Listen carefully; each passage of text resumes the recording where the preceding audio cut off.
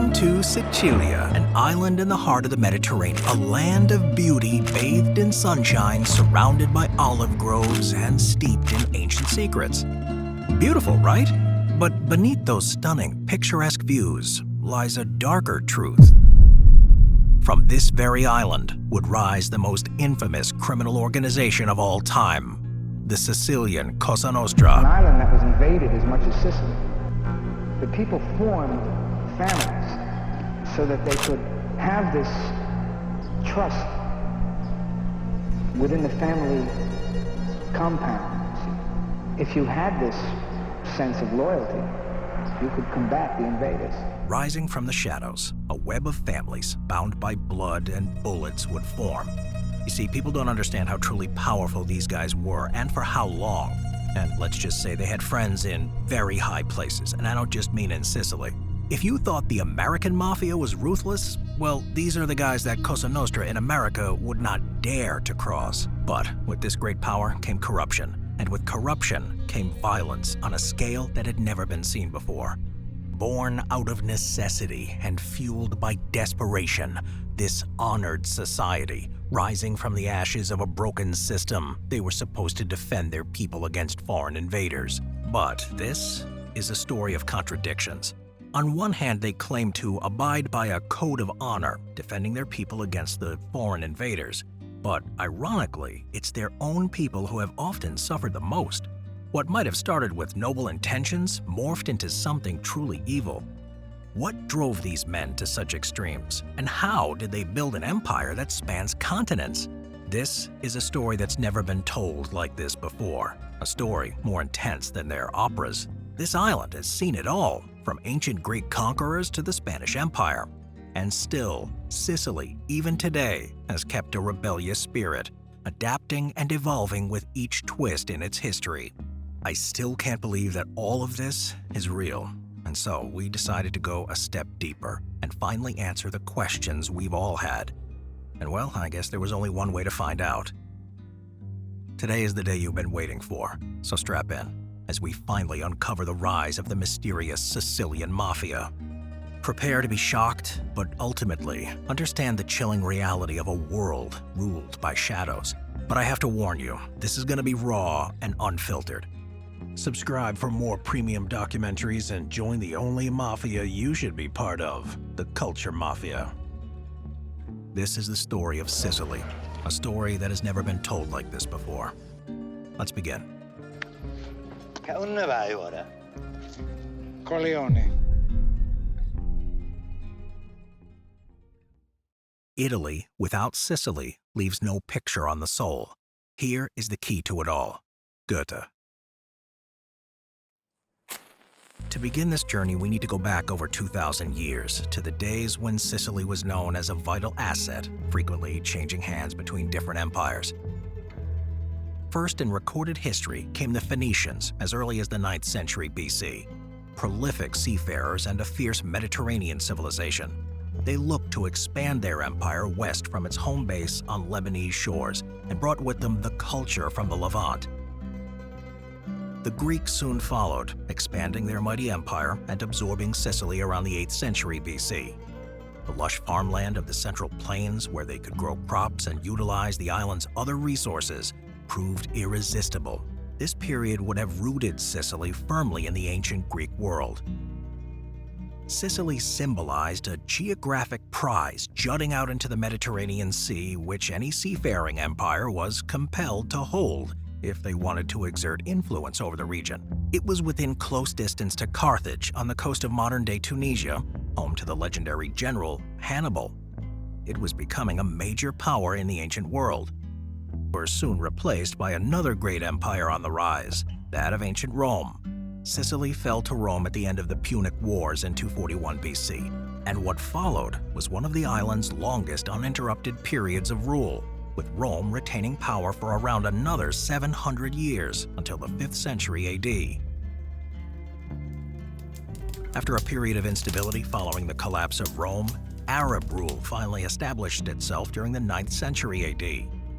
But far beyond military conquest, Arab rule also brought many valuable crops, specifically lemons and oranges, along with the intricate knowledge of how best to grow them. Both of these crops would go on to become crucial Sicilian exports all the way through to modern times, and also play a key part of the Mafia's story, which we'll come back to very soon.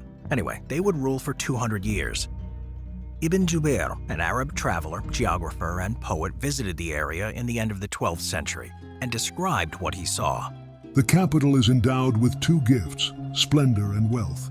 It contains all the real and imagined beauty that anyone could wish. Splendor and grace adorn the piazzas and the countryside, and the eye is dazzled by the beauty of its situation.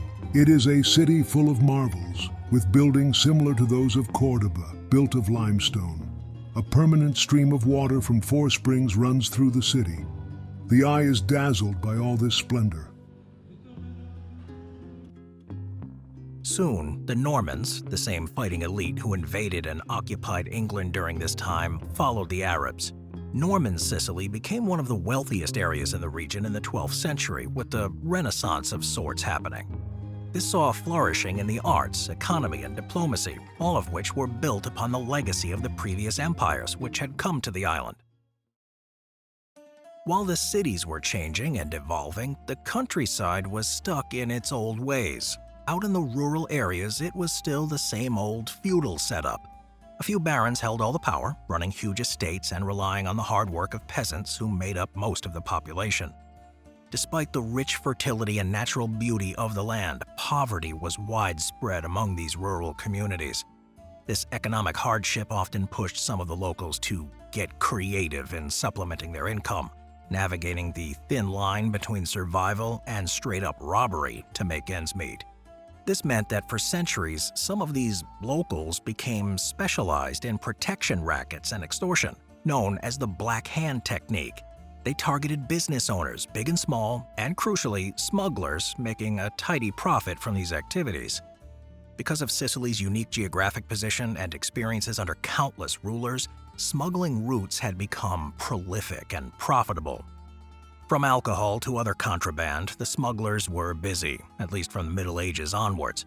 For local men of crime, this presented an irresistible taxation opportunity. So smugglers were forced to pay fees to the bosses of the territories they passed through. All of these activities taken together would have formed the basis of a clan or family's income stream, with many such groups operating across the island. While no one knows for certain that these operations were carried out by the Mafia, their fingerprints seem to be all over it. Why? Well, from what we know, it seems it was conducted in a family and clan-based system with a pyramidal structure of control. Meaning there was some sort of structure and organization to this chaos. It wasn't just the work of random bandits. This was something more prolific. So while probably going under a different name, these operations seem to be the early roots of future Cosa Nostra activity. But wait, now might be a good time to address this a little bit. Alright, so where does the name Mafia come from? Well, it's a bit of a mystery. No one can definitively pinpoint exactly when it came to be, but there are a few theories floating around. One theory suggests it traces back to the Arabic word ma'afir, named after the Arab tribe that settled in Sicily in the 9th century. Or maybe from mayas, meaning aggressive boasting or swagger. Another idea is that it comes from the Sicilian word mafioso, which in the 19th century described someone bold, swaggering, and fearless, eventually evolving to mean someone involved in criminal activities. Then there's the French angle, suggesting it comes from mafia, a term used to describe a secret society or band of criminals. Lastly, there's the folk etymology root, with some saying it stems from the phrase "Morta alla Francia Italia anela," meaning death to France is Italy's cry, supposedly used by Sicilian patriots during the French invasion. But it gets a bit deeper, so we'll get back to this. This is significant because it takes the historical lineage and roots of the Sicilian Mafia at least back to medieval times, and possibly even earlier. In the centuries following Norman rule all the way to the Renaissance period, there was another succession of rulers from different empires, including Germanic, Aragonese, and a long period of Spanish rule. Now, this leads right up to a key event in our story, a point of time where everything changes. the founding of the Italian state and unification of the separate regions under one national government. Now, if you've ever been to Sicily, you know how proud the people are of their country and their culture. They'll be quick to correct you if you happen to call them Italian instead of Sicilian. Same can be said in other regions, especially in Naples and the South in general. So Sicily became part of the new Italian state in 1861, despite being a launch point for the revolutionary Giuseppe Garibaldi's campaign to unify the Italian states. The island quickly became a thorn in the side of early Italian governments in the following decades. Take what writer and politician Luigi Barzini, there you go, had to say about this island of ours. Sicily is ungovernable. The inhabitants long ago learned to distrust and neutralize all written laws. Keep this in mind. See if you notice a pattern emerging. The incorporation of Sicily sped up the breakup of the previous large feudal land estates on the island into many smaller and privately owned farms. This seemed to be bad news for the mafia, but in fact the exact opposite would happen. You see, this actually ended up creating many more individual businesses, in other words, more potential customers for the mafia, as they all would now need protection from threats from those pesky bandits, often the same ones offering protection. And so this whole protection racket business model became a mafia specialty. So all these factors would help the increasingly formalized mafia through this era. As Italy became a unified state from the 1860s onwards, more records of mafia activities appeared.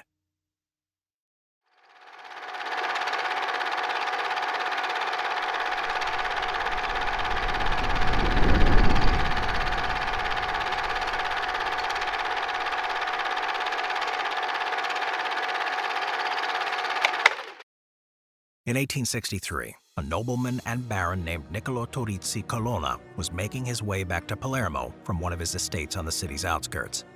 It was a typical warm summer evening. His horse and carriage passed along the quiet country road lined with lemon trees. Everything seemed normal until suddenly, out of the darkness, came a chorus of gunshots. 5 men, concealed in different positions around the carriage, opened fire, first taking down the horses before directing fire towards its occupants. Their target was Colonna, and had it not been for his guards' fierce fight and arrival of another warden on foot who had heard the commotion, the assassination would have succeeded. The warden directed 2 shotgun rounds towards a bush he had seen movement from, resulting in a scream of pain. The mafiosi, under pressure from the fire, decided to take their wounded and retreat.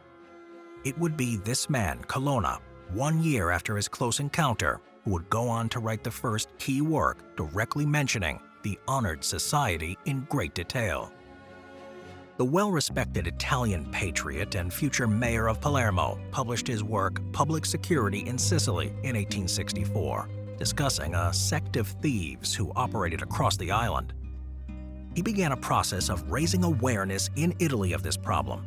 He also makes early mention of the Code of Silence, Omerta, and the way in which the group picked the best and brightest from rural communities to join their ranks, suggesting deep roots across the island. Despite his seeming opposition to the mafia, though, there was strong suspicion that he was, in fact, intimately involved, offering at the least protection to the prominent local members and accused by some members of parliament as being head of the Palermo Mafia. This only adds to the intrigue around this mysterious gentleman and the group he speaks of. It reveals that from the earliest days of written evidence, the group's reach is deep and already well into the realm of the Italian state and holding power over officials. This is a trend which would continue for over another century, including on the foreign shores of America, where the group would eventually spread. The term mafia wasn't part of the vocabulary used to describe this secretive group, not even by its own members. Instead, they were likely referred to as honored society or simply men of honor.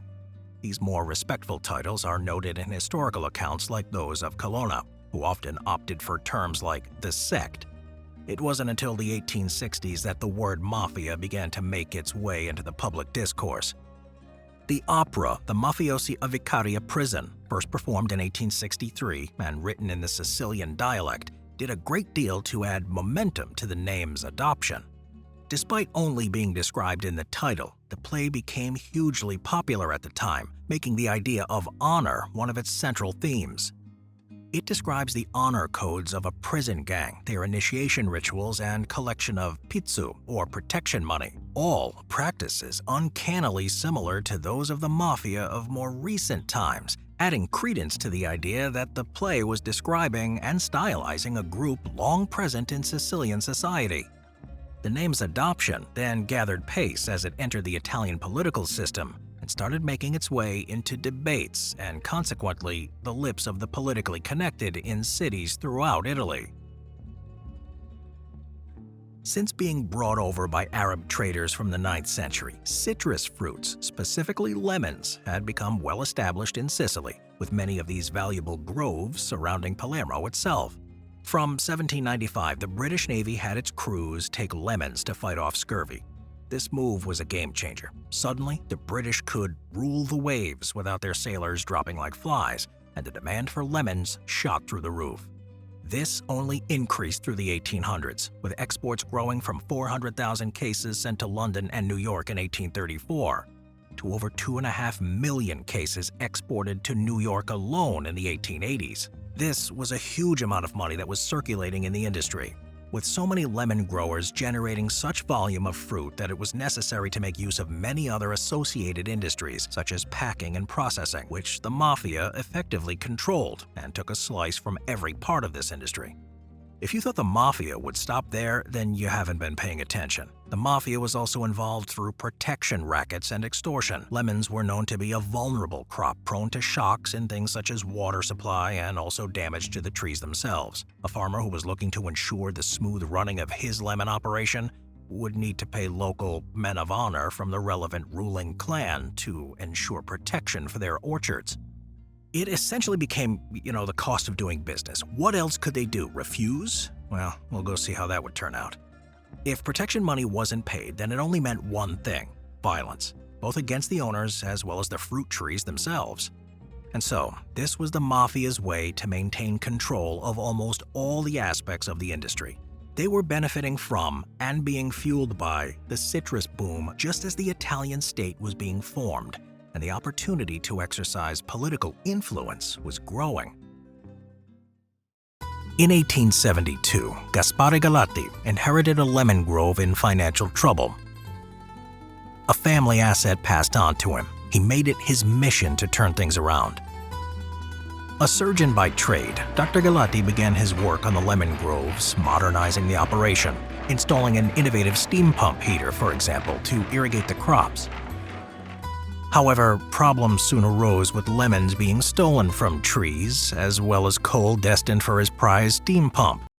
It became clear to him that the warden of the estate, a man named Carolo, was responsible. After consideration, Galati looked to sack Carolo, but strangely then had many friends who had no way of knowing about his business arrive to advise him to rehire Carolo for his own safety. One night, a short time later, the warden who had been hired to replace the sacked Carolo was passing between groves. At around 10 p.m., he was taken out by multiple gunshots to the back. The mafiosi had located themselves in a firing position on a terraced platform in the field opposite to remain hidden, a favorite technique of these early hits. The smell of gunpowder lingered in the air as the assassins made off into the night, leaving their crumpled victim on the lane. The warden was discovered and taken to hospital, but died shortly later from his wounds.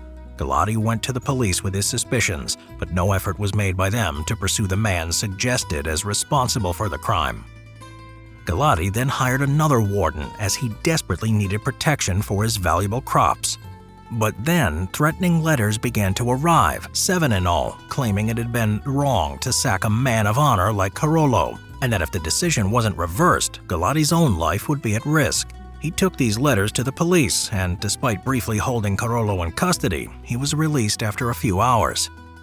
Galati took his complaint to a visiting magistrate due to being convinced the local police were compromised.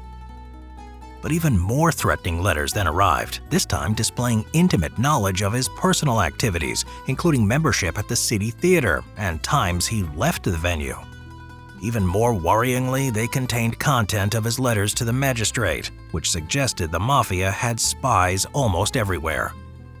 In 1875, after the passing of the deadlines sent in the threats to him, Galati's new warden was shot, this time in broad daylight. To make matters worse, this warden, who Galati was relying on for the testimony he gave as he lay in hospital, had now recovered and instead of pursuing the case, had decided to instead visit the local boss of the Uditore Mafia, Giamona. Here, he made his apologies to the Don for initially cooperating with the police in hospital, and then, following a lavish banquet with the other prominent sect members at Giamona's house, went on to change his statement. This led directly to Galati's case collapsing. Ironically, it was also Baron Colonna, mentioned earlier, who wrote the famous 1864 pamphlet on the sect that ended up assisting Mafia boss Giamona in his defense, effectively working against Galati and vouching for the mafiosi. This further brings into question his links to the group. So the saga ended, with Galati taking his family and fleeing Sicily to mainland Italy, leaving behind his beautiful estate in lemon groves, 25 years of work as a doctor, and the family's assets, all as a result of his battle with the local mafia. His account provides unique insight on how the mafia operated in this very lucrative industry and made it a cornerstone of their development.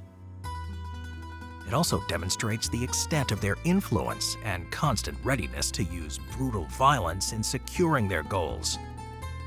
With connections at every level of state, it became very hard to pursue cases against the mafiosi, which essentially brought a degree of immunity, and with it, a sense of invincibility for many.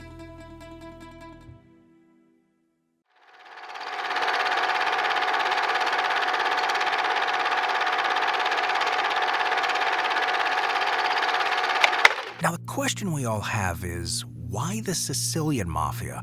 Why were they the ones to go global? I mean, the world is littered with all kinds of criminals. What made them different? You see, the secret behind the Sicilian Cosa Nostra's control over Sicily and its spread to other cities comes down to the same strategy that powered the Roman Empire's conquests to dominate the known world. Let me show you how. The origins of the Sicilian Mafia's structure that we know now can be traced back to the 19th century. It was heavily influenced by the societal and familial structures in Sicily, but it was also shaped by the need for efficiency, secrecy, and control. The structures as we know it today was largely formalized by mafia leaders over time and really perfected during the early 20th century, particularly with the rise of influential mafia bosses like Salvatore Toto Riina and Bernardo Provenzano, who we'll get to very soon. But wait, before we get any deeper, let me show you this. This is how the Sicilian Mafia operates, as exposed by former Sicilian high-ranking mafiosi Tommaso Buscetta. At the very top of the Sicilian Mafia hierarchy is the Commissione Provenzale, the provincial commission. Think of this as the board of directors in a big corporation. This commission oversees the entire province of Palermo and other similar commissions in different provinces.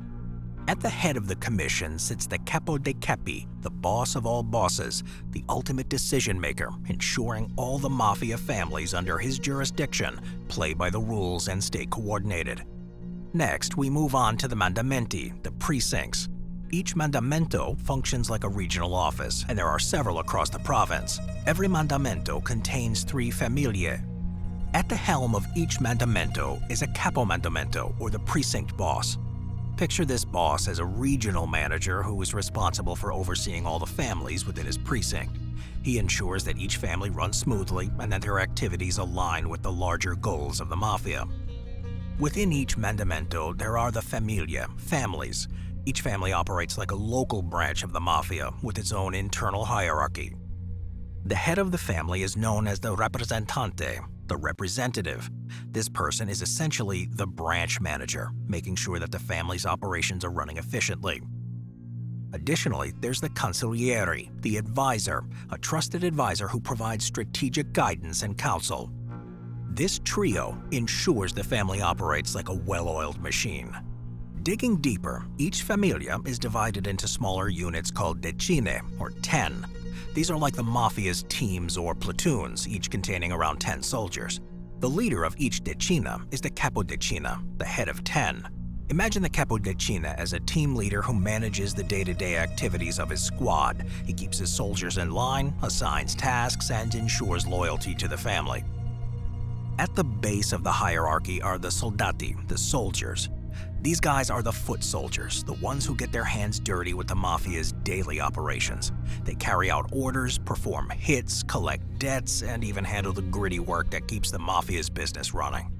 Each soldato reports to their capodecina, who in turn reports up the chain of command. So, in essence, the Sicilian Mafia is like a sophisticated corporation with a clear chain of command. Each level of the hierarchy plays a crucial role in the overall functioning of the organization, much like in a legitimate business, but with a much darker and more dangerous mission. Blood bonds between members, often siblings, cousins, fathers, and sons, helped build unity and discourage treachery within families, though by no means eradicating it. The mafiosi were still initiated via well-established practices involving dons and other powerful figures from the family bearing witness to a ceremony, in which the initiate would draw blood from a finger and swear allegiance over the burning picture of a Christian saint or sometimes a skull. Swearing themselves to secrecy and their allegiance to the Brotherhood, fraternal kisses were then exchanged, after which the man was now born again as a mafiosi.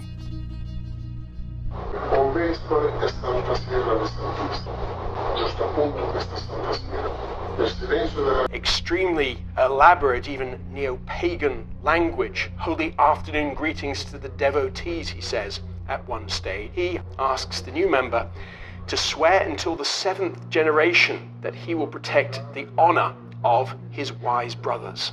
And the initiator tells the new member, if you're careless, essentially you've got two options. Either you've got a cyanide pill, and he looks like he pushes a gun in front of the new member and says, or you've got the gun, and make sure always to leave one round in the chamber for you.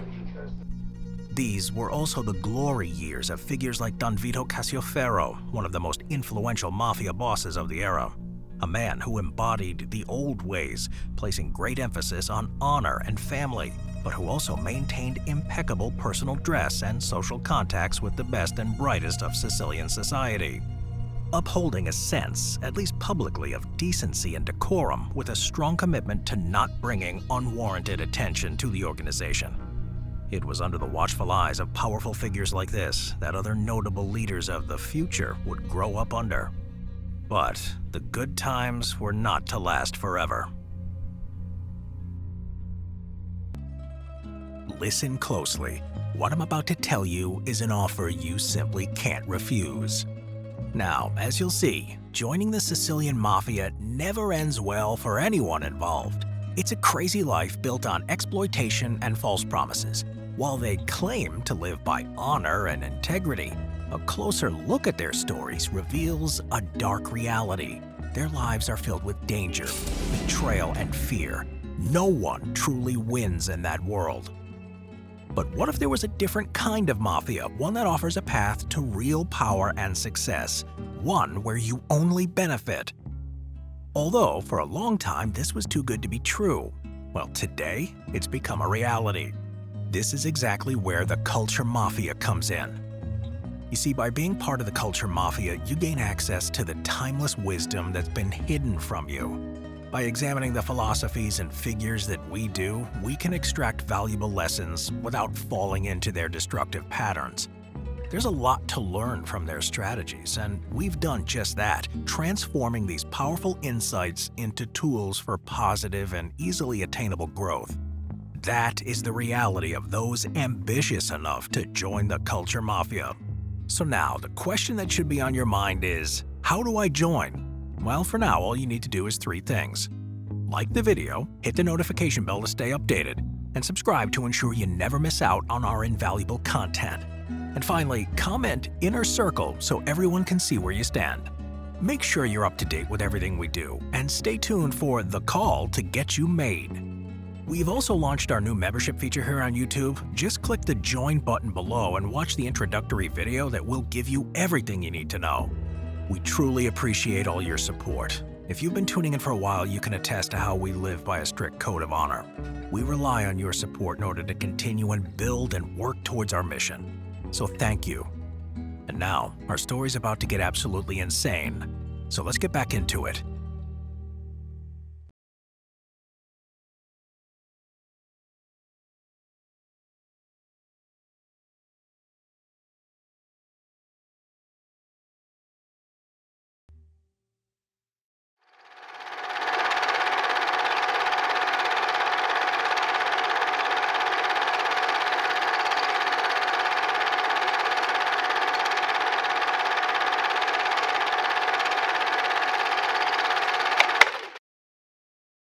Whilst some Sicilians had begun to emigrate to the US during the 1880s and 1890s, this would not get into full flow until after the turn of the century.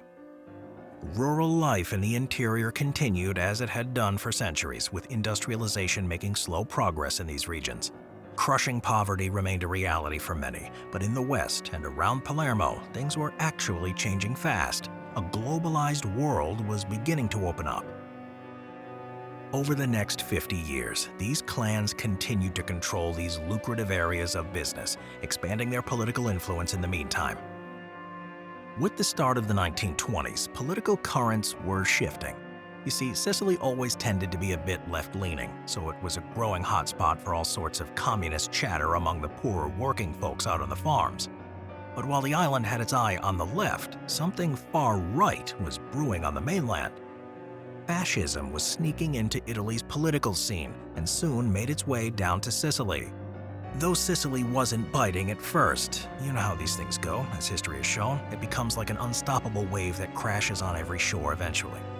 The island could not resist events on the mainland for long. Enter Benito Mussolini, known as the formidable Il Duce, the leader whose arrival signaled a seismic shift in Italy's political landscape. Seizing power in 1922 as prime minister, he vowed to restore order with an iron fist. His sights turned inevitably to Sicily, a land where lawlessness thrived under the shadowy rule of the Mafia. Here, Il Duce will set the tone for his reign. May 1924, the new dictator decided it was time he visit the island. He was greeted by Don Francesco Cuccia, also known as Don Ciccio, the local godfather and town mayor. Looking at Mussolini's massive entourage and security detail, Don Ciccio remarked to the dictator, "Your Excellency, you have no need for all these guards. Here, you are under my protection. Nothing will happen to you." Now, I'm sure you can guess how Mussolini received this. He then openly scorned the Don and made it clear that any form of disobedience will not be tolerated. But it did not end there. When Mussolini went on to give one of his riveting speeches in the town square, accustomed to hearing thundering applause, he walked to an audience of beggars, homeless folk, and some drunkards. Of course, all the courtesy of the audacious Don Cuccia. But this was a mistake that the entirety of Sicily would have to suffer for. He broke Law 1 of power. Mussolini demanded that all power reside with him, and the fact that there could be someone else that could challenge his rule was simply unacceptable. Mussolini wasn't just offended by such remarks, he felt threatened by the group and made it his personal mission to crush the Mafia. He understood that the Mafia thrived in the absence or weakness of the state. So, if they wanted to play this game, so be it. Mussolini was the type of guy who was happy to play. And so, to fill that vacuum, he resorted to his typical approach, brute force. The Mafia had finally met their match. He was not going to hold back. Palermo, November 1925. Cesare Mori is a name that still stings in the memory of the Sicilian underworld. And let me tell you, he was a force to be reckoned with. Mori was actually a former cop who developed quite a reputation of being a man of action. And to ensure he could operate as efficiently as possible, listen to this. In a telegram, Mussolini wrote to Mori, "Your Excellency has carte blanche. The authority of the state must absolutely, I repeat absolutely, be re-established in Sicily. Should the laws currently in effect hinder you, that will be no problem. We shall make new laws." Yeah, you heard that right. He had the full backing of Mussolini himself to achieve his mission, by any means necessary, no matter the implications. What followed was a period of repression for the Mafia in Sicily. The fascist regime in Rome wasn't bluffing and set about increasing police presence on the island, as well as repressive measures such as mass arrests, interrogations, and other methods. Mori did not hold back. He came down to the island like a bulldozer, relentless and ruthless. Mori unleashed a crackdown like a storm upon the organization. He hunted down the bosses, arrested the soldiers, and seized their assets. They didn't know what hit them. He used some of the worst forms of torture to get the confessions he wanted. He didn't play by the rules, and his methods were harsh, controversial even. But he was effective. He disrupted their operations, broke their code of silence, and created chaos in their ranks. He would soon become known as the Iron Prefect. But what really made Mori so infamous, so incredibly cruel compared to even the Mafia, was his siege on Ganji. He brought carabinieri and policemen and also some black shirts of militia in Ganji, and he surrounded the village. Several days into the siege and with no sign of a Mafia surrender, Mori ordered his men to start taking Ganji's women and children hostage. Then, one by one, the mafiosi gave themselves up. He had a true understanding of how the Mafia's power worked. Now let me tell you, Mori's methods were not so different from the Mafia's own. He didn't just arrest the bandits, he made it his business to humiliate them too. His aim was to exhibit a forceful central authority that could stand toe-to-toe with the Mafia. In fact, that they were to be feared even more than the Mafia itself. And believe me, he unearthed the Mafia's secrets, seizing their assets and livestock as a way of showing his unwavering determination. Legal reforms giving longer sentences for Mafia-related crimes also took a heavy toll with, for the first time, people like Don Cassiopero and other high-ranking members successfully prosecuted and given life sentences. In the old days, charges rarely stuck to men like Don Cassiopero, and even if they did, it was usually just a slap on the wrist for the foot soldiers while the big shots walked free. But Mussolini's legal reforms changed all that, hitting the Mafia hard with longer sentences and successful prosecutions. Times were changing. This crackdown drove the Mafia deep underground in Sicily, mirroring the ruthless tactics used in Africa's colonies.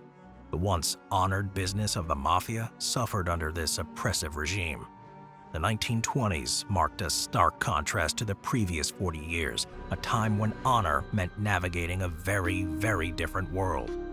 As fascism rose and the Mafia felt the squeeze in Sicily, opportunities across the Atlantic beckoned.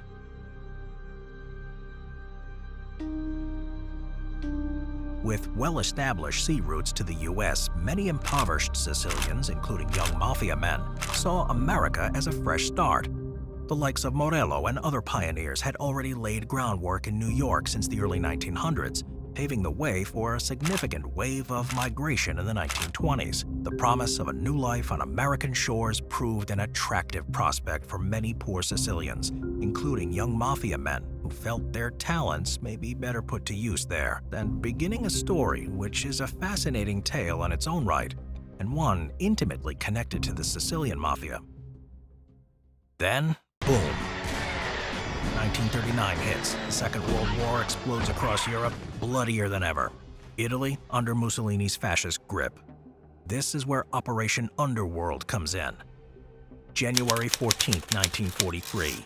Allied leaders met in Casablanca, Morocco, to discuss and plan their strategy for the next phase of the war. This was an incredibly decisive period during the war. They needed to be quick. You see, the Germans were onto them. They knew the Allies were itching to punch into Europe. So it wasn't that simple, because there were only a few logical options they could take, one being Greece and the other the island of Sicily. In the end, after much debate, they decided the best way to enter the rest of Europe was through Sicily. But now, they needed to convince the Germans that the attack was going to take place in the south of Greece. So they set up an elaborate deception plot called Operation Mincemeat, where they convinced the Germans that the invasion would occur in Greece.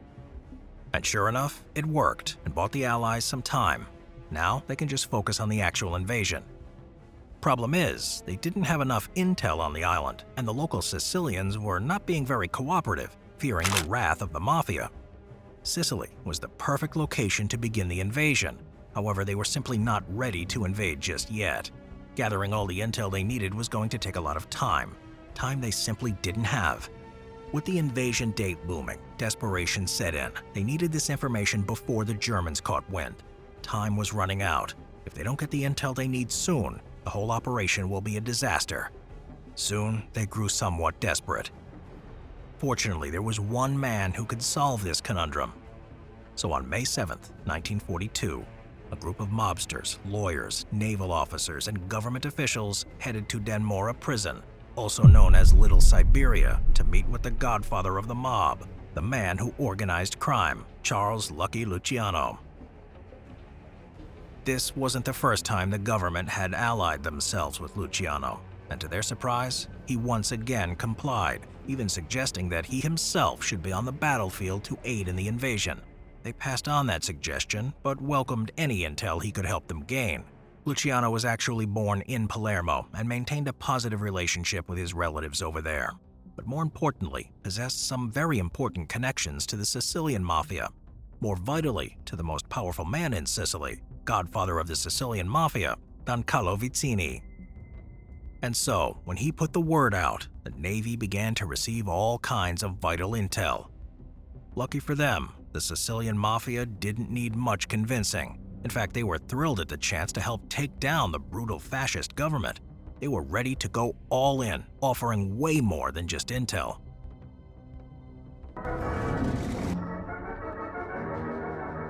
July 9th, 1943, at 2:45 a.m. 2,600 Allied ships descended onto the shores of Sicily, carrying over 160,000 troops. They stormed the southeast beaches, making it the biggest beach landing in history, at least until Normandy came along. When they got there, they met up with their Mafia counterparts who provided invaluable services. It didn't take long for the American troops to start making headway. On the very first day, a group of Navy lieutenants, with a little help from their Mafia friends, seized the headquarters of the Italian Naval Command on the island. Inside, they hit the jackpot, maps detailing minefields in the waters around Italy and Europe, plus other crucial documents that were like gold for U.S. naval intelligence. Word has it the day after Don Carlo took control up in the heights near Monte Camerata, overlooking the way to Palermo, Commander Lieutenant Colonel Salemi saw most of his troops desert him. Some Italian soldiers said Mafia guys came to them during the night, telling them it was hopeless and offering regular clothes so they could slip away and be with their families. With this inside information, the U.S. military swiftly secured the entire western side of the island within 2 weeks of landing. Their progress was lightning fast, marking a monumental victory for the military. Mussolini himself was soon captured by partisans as he attempted to flee north, was executed along with his mistress, with both strung up by their feet outside a gas station in Milan. For 21 years, Mussolini's regime had ruled with an iron fist, but now there was a new boss in town. For the Mafia, who had been forced to operate in the shadows for the past 2 decades, the Allied invasion and occupation signaled a new era and a chance to reclaim their empire. The Allied forces were focused on winning the war, so from 1943 to 1945, they had no concern for the Mafia or their previous activities. In the immediate post-war period, the main concern shifted to the spread of communism from the Soviet Union to Europe. Once again, Cosa Nostra, being an apolitical group, presented no threat in this new geopolitical landscape. To them, it didn't matter what slogan you were rambling on about. Either way, you were going to do what they said. Just like that, the Mafia were back in the game, cozy with their new allies. All these old ties were sparking back to life, and family groups were on full alert, poised to grab at any opportunity that might come swinging their way. What followed was one of the biggest economic reconstruction programs in history. The Marshall Plan was primarily aimed at reviving the economies of Germany and Central Europe, which had been devastated under German occupation. But Italy got a slice of that pie too, and Sicily, still stubbornly poor, was an obvious target for a lot of those funds. As the money started rolling in, the Mafia saw a golden opportunity. They raked in cash through extortion and taxing the relief money. It was the perfect boost to get them back on their feet after lying low for so long. A new age of economic opportunity was dawning, not just in Italy, but around the world, and the Mafia was ready to cash in.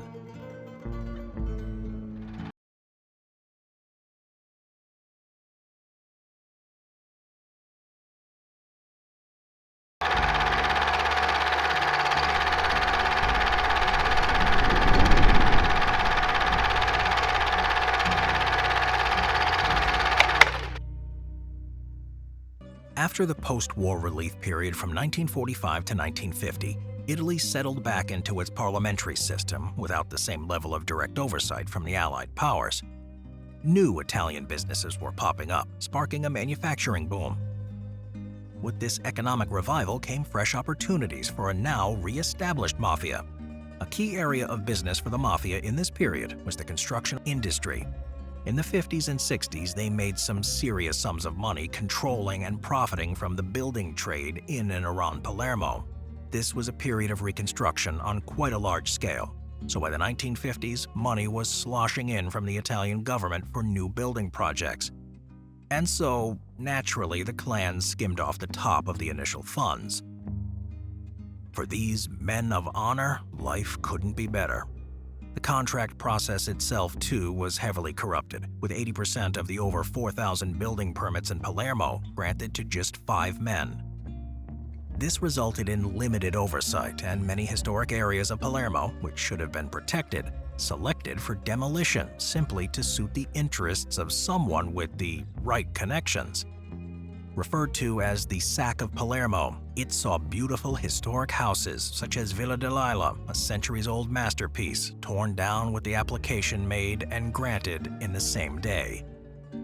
While this boom saw the erosion of much of Palermo's history, it also greatly swelled the Mafia's coffers. By the 1960s, it had become an extremely valuable income flow. The other key new profit stream in this period was heroin. I also don't believe in drugs. For years, I paid my people extra so they wouldn't do that kind of business. Drugs had always been a controversial issue for the mafiosi. For many of the older generation, involvement in the drug trade violated certain codes of honor. In the US, where the mafia had been evolving somewhat independently, they preferred semi-legal or illegal businesses with a front of respectability. The mafia was essentially printing money during Prohibition. It allowed them to make insane profits from a product that just a few years earlier was completely legal, without tarnishing their image or straying too far from their codes of honor. The mafia had been dabbling in the drug trade for quite some time. Already in the 1920s, they were smuggling medical-grade morphine, essentially a form of heroin, from Sicily to New York, cleverly concealed in boxes of lemons. However, by the time the late 1940s rolled around, and as we edged into the 1950s, those modest beginnings were transforming into something far more substantial. After the war, there was this growing demand for drugs, right? A lot of it had to do with the boom in prosperity, the whole cultural scene shifting, and all the returning veterans from the military who had developed addictions to painkillers during their service. So here's the deal. At that time, most of that raw opium, the stuff they turn into heroin, was being grown out in Turkey where they grow the poppy. They'd ship it off to get refined somewhere closer to where it was all going down. Sicily was the perfect hub for opium traveling by sea. From there, it could be distributed overland into Italy, the rest of Europe, or straight to America. Despite its value, the drug trade had taken a backseat to the booming construction industry. But by the late 50s, things were about to take a wild turn. There were 2 key factors that drove this shift for both the American and Sicilian mafias. Back in the US, things were heating up. In 1956, new laws slammed down as part of a major drug scare and growing unease about mafia activities. The Narcotics Control Act brought the hammer down with some seriously tough sentences for drug-related crimes. Suddenly, the mob, who were deep into the trade of marijuana, amphetamines, and heroin, found themselves in hot water. Take this, for example. By October 1957, police estimated that about 1 in every 3 members of the Bonanno family had been arrested on drug-related charges. And it wasn't just the Bonanos. The Lucchese's lost a staggering 60% of their guys. These were brutal hits that any organization would struggle to shake off, stirring up a whole lot of worry among the mafia families in the US. Note that there are some who claim that the mob never dealt with narcotics, but from all this evidence it seems highly unlikely. But you can be the judge for that. Anyway, the second key factor was the geopolitical events happening at this time in Cuba. The days of the Batista regime, a puppet of the US, were numbered. It wouldn't be an exaggeration to say that up until this period of time, Cuba was essentially a gangster paradise for the mafia. Picture this: casinos everywhere, a perfect cover for laundering money. Plus, it was a major pit stop for drugs on their way to America from all corners of the globe. Add to that, having the president himself on your payroll, always only one phone call away, life couldn't have been better. But unfortunately, this dream was to come to an abrupt end.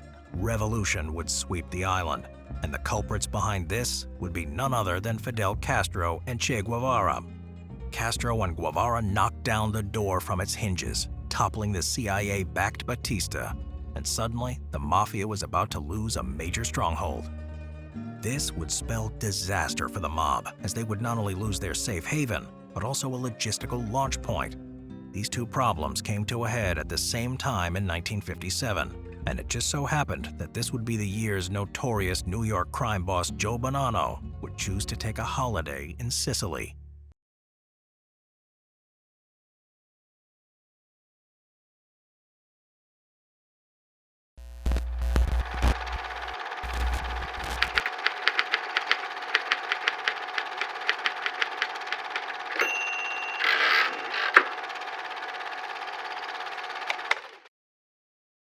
Now let me understand that if anybody dealt in narcotics from the Bonanno family, or killing on contract for money in the Bonanno family, they did it without your knowledge? Without my knowledge, no question about it. You swear it? Huh? You swear it? I swear it before God. But according to law enforcement officials, Joe Bonanno has links with known heroin traffickers. Joe Bananas Bonanno wasn't just any mafia guy. He was a titan of the 20th century US mob scene. Born into humble beginnings in Sicily, the rugged heartland of the mafia, he was the oldest of 9 kids in a family deep-rooted in the traditions of their seaside town, Castellammare del Golfo. This wasn't just any town, it was a mafia stronghold, and Joe's family was well entrenched with the local clan. When Mussolini started cracking down on the mafia, pushing to scrub out its influence in Italy, Joe packed up and made a beeline for the States in 1924. He didn't just slip into the shadows in New York, he dove headfirst into the criminal underworld. His timing was perfect, too. During Prohibition, when America was dry and the thirst for liquor was unquenchable, Joe got involved in bootlegging. It wasn't long before he caught the eye of Salvatore Maranzano, a true heavyweight in the criminal underworld, who took Joe under his wing and mentored him. But after the dust settled from the Castellamarese War, and with the assassination of Maranzano, Joe Bonanno found himself exceedingly well-positioned. He inherited the vast empire of his late mentor and wasted no time carving out his own legacy. At just 26, quite young for such power, he established the Bonanno family, which would soon become one of the most influential mafia families in New York. By 1957, Joe Bonanno wasn't just any mafia don. He was a bridge between the old world and the new. This brings us to the point in time of his role in our story. While he wasn't from the Maranzano era that held on to the old ways, Bonanno still held a deep pride for his Sicilian roots and felt a strong connection to the island. So when he decided to head back to Sicily in the late summer of 1957, it wasn't just for a nostalgic visit. Upon arriving, he was greeted like royalty, a testament to how deeply the mafia was woven into the fabric of the island. But Bonanno wasn't there to just soak up the sun. He had serious business on his mind. He quickly organized a meeting at the Hotel de Palm, a gathering that would draw key figures from the Sicilian Mafia. The main item on the agenda? The purpose of the meeting was to pick my father's brains as to how they were going to resolve a problem they were beginning to have among each other over the narcotics trade in Turkey. Bonanno was now looking to shift the U.S. Mafia's operational base from Cuba, now a political hotbed, to Sicily. He needed Sicilian resources and a firm commitment to ramp up their involvement, aiming to make Sicily the new hub for the booming heroin trade. Allegedly, of course. From Sicily, it's alleged that they would sneak in heroin in freight or tuck it into the bags of Sicilian immigrants, making a beeline for the U.S. in the 50s. Police busts in the years after this big meetup pointed to a major boost in how the U.S. and Sicilian mafias were working together, seriously padding the pockets of both groups. But here's a twist Bonanno didn't see coming. The heroin game was shifting east, all the way to Southeast Asia. And guess what? This was perfect for the setup he had just carved out with the Sicilian Mafia. The new routes, the new supply, it all fit like a glove. And then, bam, the Vietnam War kicks into high gear in the 1960s. Suddenly, you've got a flood of vets coming home, and a lot of them looking for something to numb the memories, and you had just what they were looking for. So the demand in the States goes through the roof. For Bonanno and his new Mafia Paisan, it was like hitting the jackpot without even buying a ticket. This renewed relationship would prove highly profitable, shaping Mafia activity for decades to come. Alongside agreements on heroin trade cooperation, the Sicilian Mafia also picked up some diplomatic lessons from the summit. Not long after Bonanno's Sicilian holiday, they established their own version of Luciano's 1931 commission. Known by the same name, or cupola in Italian, it operated slightly differently with its representation system, but the goals were the same. The aim was to control the use of violence within the organization, reduce its frequency, and help maintain overall strategy and stability. Some say that the American Mafia suggested this move, as it would benefit no one if the Sicilian Mafia were torn apart by infighting, just as they were stepping up their involvement in a high-stakes operation. But you know how it goes. Best laid plans, right? Despite setting up all these rules to keep the peace, it took just 4 short years for everything to explode into chaos.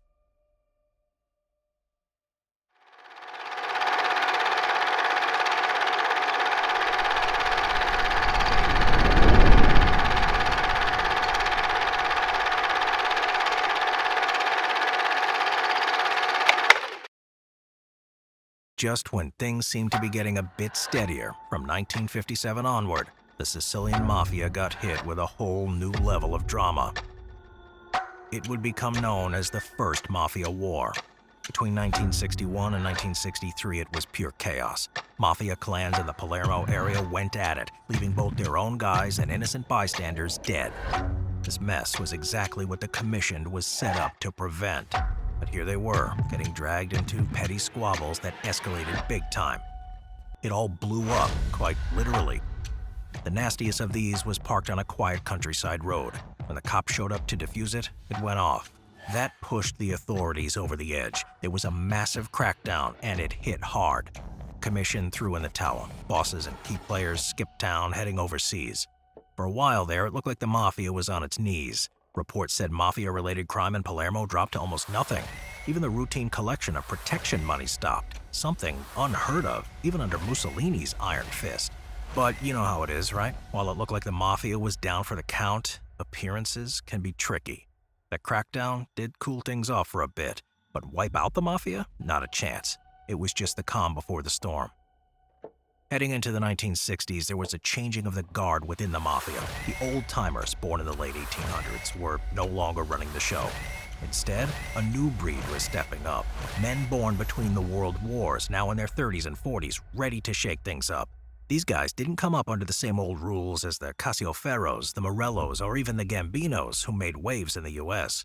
This new generation saw the lucrative upside of the drug trade and weren't so hung up on the old codes of honor, especially when it came to violence. A name that would soon become synonymous with one of the most brutal chapters in Mafia history was Toto Riina.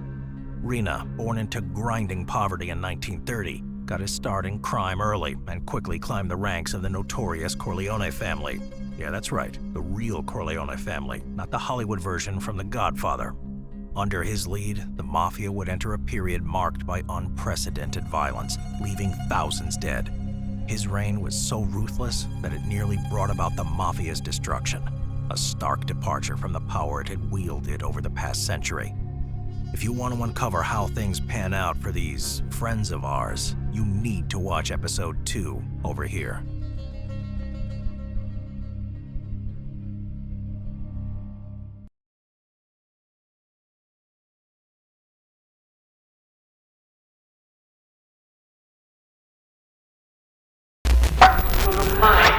Io ho fatto solo l'agricoltore, contadino, lavorando onestamente, io e la mia famiglia, cioè i miei genitori, i miei nonni. Che scrivono quello che è Salvatore Sina, non che si scrive mosse, che si scrive cose di bambini. Salvatore Sina ha 4 bambini, adora i bambini e adora tutto e tutti. Salvatore ha rappresentato per molti noi siciliani che abbiamo operato nel mondo dell'informazione, ma non solo, anche la gente comune, il massimo di malvagità che riesce a produrre l'uomo. Salvatore Riina is the most notorious boss of the Sicilian Mafia, known above all others before him for his murderous appetite and doing what was once the unthinkable, going head-to-head not just against his numerous rivals, but battling directly with the Italian state. Cosa Nostra was built to remain in the shadows, but Riina decided to burn the rulebook. The story of Toto Riina is unlike anything we've ever seen. Hollywood has yet to even come close to capturing a story like this one. With a bloody trail of bodies to his name, he would take out rivals, as well as his own men. No one was safe. Riina was a man who held a pathological drive for power, which saw the previously quite decentralized Sicilian Mafia almost completely centralized under Corleone's control. And while he may have gained notoriety with his actions, he also essentially sealed the fate of the Mafia in Sicily. Riina would dominate the national crime scene through the 1980s. But as his actions became more and more audacious, including T-word style attacks on trains and the taking out of judges and other state figures, what he would soon realize is that he had put himself and the Mafia into a corner. Hailing from the real town of Corleone, his character was shaped by a series of truly unfortunate tragedies. Born into one of the toughest periods of modern Sicilian history, amidst crushing poverty and bearing witness to the tragic deaths of his loved ones, these would have a great psychological effect on him. And while in no way a redemption or excuse for his catalog of appalling deeds later in life, providing a better understanding of what made this roughly spoken peasant into the beast and impose his will in such a cruel way on Sicily. What we're about to witness is the story of the penultimate rise of the most powerful mafia the world had ever seen. At the same time, the tale of how greed and disregard of the sanctity of life can drive one mad and ultimately burn down an entire society. So, let's uncover the truly brutal and unforgiving realities behind the story of the most merciless mafia boss in history, Salvatore Toto Riina. Subscribe for more premium documentaries and join the only mafia you should be part of, the Culture Mafia. Salvatore Riina è un povero esagerato della vita.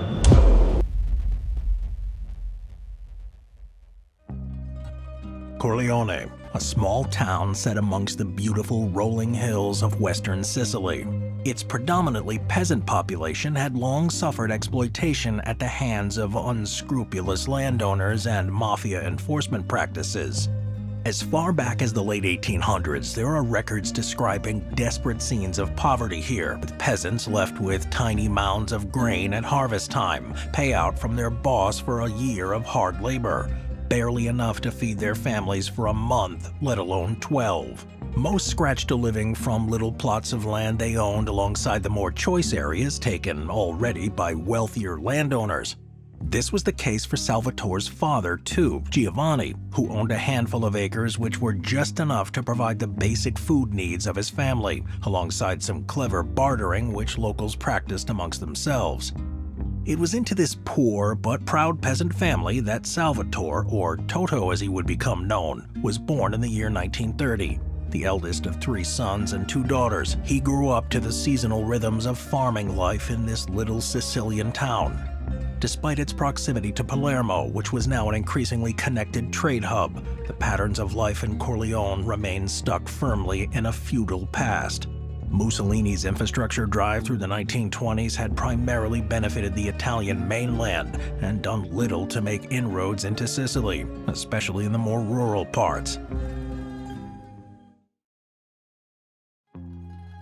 On this sweltering summer's day of September 11, 1943, young Toto Riina was returning from a hard day working the family's hillside land with his father and two younger brothers in the Sicilian countryside. Their father suddenly stopped the mule as he saw something metallic catch the sun from a patch of scrub. After parting the foliage, he discovered a large U.S. aerial bomb dropped in one of the many air raids on the island ahead of the Allied landings 2 months prior.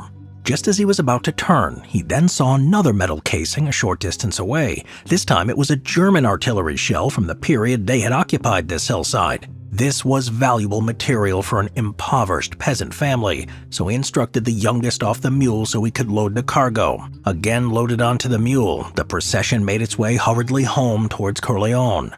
Upon getting back, Giovanni immediately unloaded his cargo, taking it inside. There he inspected the larger bomb, thinking it must be worth at least a few days of much-needed wages and scrap. Then moving his attention to the shell, he noticed it was light, and assuming it was already empty of gunpowder, he began to try to separate the head from the main body. Suddenly, it slipped from his grasp and exploded on contact with the hard flagstone floor. The room was enveloped in flame and thick smoke. The father was dead almost immediately. The youngest son also was dead.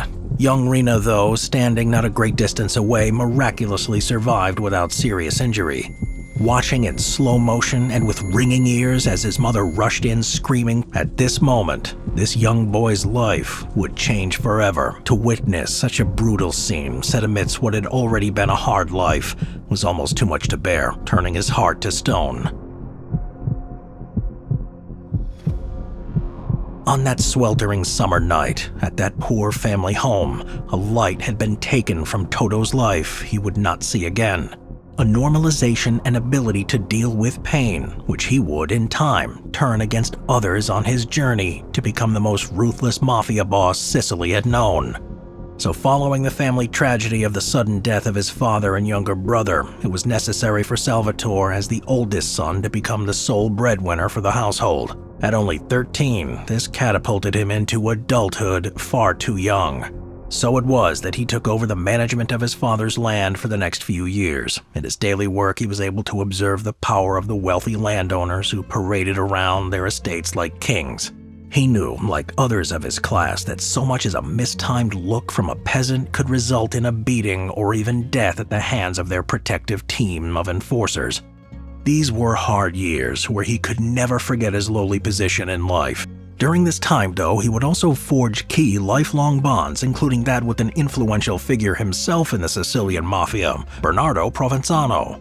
Another child of extreme poverty, he lived nearby, and Riina would see him trudging up the hill outside Corleone with his father every day to tend to the land they were paid to work. However, after a few years tending to the land, Riina started to frequent it less, delegating some of the duties to younger siblings. Now he would spend more time around the main square of Corleone, Piazza Garibaldi, observing the goings-on, passing men of honor and their customs. Importantly, also making his presence known to the individuals of influence around the town. Despite being small in stature and somewhat introverted, he was learning the value of presence, consistency, and composure in these years, all traits highly valued by the Mafia.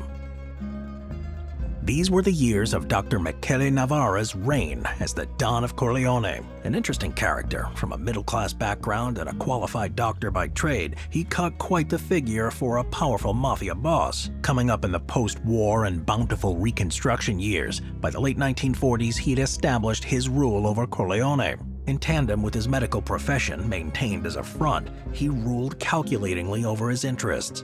However, whilst more than capable of taking out enemies, he was also an old guard type, harking back to the traditions of figures like Don Vito Cascioferro and turn-of-the-century mafia men. Impeccably dressed, he would parade around town greeted by subjects, his ring kissed many hundreds of times on such a visit. Molded by the mafia culture and practice of the pre-war years, he avoided the kinds of audacious and attention-bringing violence which Riina would later indulge in. Yet his days were numbered in Corleone, as there was a new generation on the rise. Gradually, through his time at the Square and building of networks, Rina became known to Luciano Leggio, a notorious cattle rusher on the rise who now had the protection of Corleone's new boss, and therefore essential immunity for his criminal endeavors. By around the late 1940s, Rina was now visiting the barbershop with Leggio and Navarra, an unofficial associate, knowing to be silent in the back yet nonetheless part of the group. However, this too would change as Boss Navarra expanded his recruitment to build a gang of young bloods who could operate for him in the area. This included Rina, childhood friend Provenzano, as well as the already established rustler Leggio. Livestock theft, illegal butchery, and score settling were the main practices, and they proved quite profitable for their boss. May 1949, though, would see Rina's first major brush with the law. His gang had a fight with a group of cousins behind the town, which escalated and ended with Rina taking out his pistol and discharging multiple rounds. He struck one of the cousins, resulting in his death. Tried and sentenced to 12 years for the murder, he would only end up serving 6 before being out on probation and back in Corleone in 1955, a returning hero to reunite with his old paisan. Activities continued as before for the next few years, but Rina and associates, especially the leader of the group, Leggio, were getting that inevitable hunger for more power. They were no longer content as Navarra's runners and thugs. By 1958, the situation between Navarra's old guard and the new young faction led by Leggio had come to a head. Too many shows of disobedience had been committed, and the doctor felt forced to act. So, he organized a hit on Leggio. However, it was executed clumsily, allowing Leggio to escape with only minor injuries. Now, Leggio orchestrated his own hit in response, with reliable Toto as one of the shooters. In early August 1958, Navarra was taken out while driving a hilly road with a fellow doctor. His corpse, strewn with 92 rounds, was found in the bullet-ridden car by police the following day. The police estimated there have to have been 5 shooters, 2 using submachine guns and 3 using pistols, an audacious attack that shocked authorities for its intensity. The well-executed power play left the path open for Leggio to assume the leadership he craved. It also placed Rina in a strong position as both a loyal soldier to Leggio and having so recently demonstrated his value in the hit. With Leggio now primed to take leadership of the Corleonesi in 1958, things looked promising for Rina. He was alongside those he had grown up with and built strong bonds, and they managed to remove the old guard from power. However, in their eyes, there was still cleaning up to do, and the following years were characterized by brutal reprisals against anyone they deemed close to Navarra. This often involved luring out enemies with the offer of peace talks, only to take them out in a hit at that meeting. Here, heeding Machiavelli's advice with his ability to not only recognize traps with the cunning of the fox, but to set them too without remorse. During this period, Leggio pioneered a strategy free of rules or restraint, as seen with these murders at supposed conciliation meetings. Rina was his right-hand man, and they were taking out mafia members with an intensity that shook even old hands, earning a reputation as ruthless enforcers. La Ora, a Sicilian newspaper, had decided to boldly publish an investigation into this new gang terrorizing Corleone and taking out its men during this time. Alongside a picture and description of Leggio as a cross between an old mafioso and a modern gangster was information of his suspected lieutenants, Rina and Provenzano. Both were described as peasants, which is an interesting nod to the persistent social class structure and lens through which many Italian in society still viewed the world, with membership of the mafia ultimately being a way for men like these to escape this lowly position. 3 days after the publication of this bold report, La Ora newspaper's printing presses were, by mere coincidence I'm sure, destroyed with a large amount of dynamite. The message came through very loud but clear. The Corleoneses were here to stay and would stop at nothing. Their tactics were new and would only escalate. This was something Sicily had not seen before. Following their mopping up of perceived enemies, the leadership unquestionably fell to Leggio. Corleone had a new Don, and decisions were now theirs to make. This power was no doubt addictive and a new thrill after years of operating under the orders of elders. Rina continued as Leggio's enforcer, carrying out hits, kidnappings, as well as other acts of violence. He was known for his steady hand and cold ability to pull the trigger, which made him increasingly valuable in dangerous times. As he gained more responsibility through these years, he became instrumental in decisions too, working with Leggio at a strategic level and learning the skills he would. This spike in violence following the removal of Novara would become known as the First Mafia War and lay the groundwork for a spiral of conflict which would only increase under Rina's leadership. With largely only Mafia men affected, it nonetheless saw the deaths of more than 50 individuals in the Corleonese's attempt to remove all traces of Novara's allies.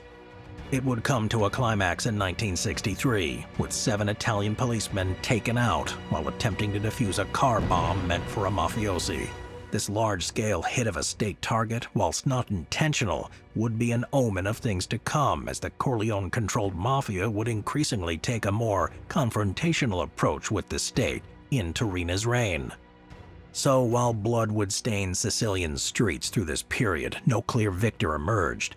The First Mafia War left the decentralized family model running with many different centers of competing power continuing to exist.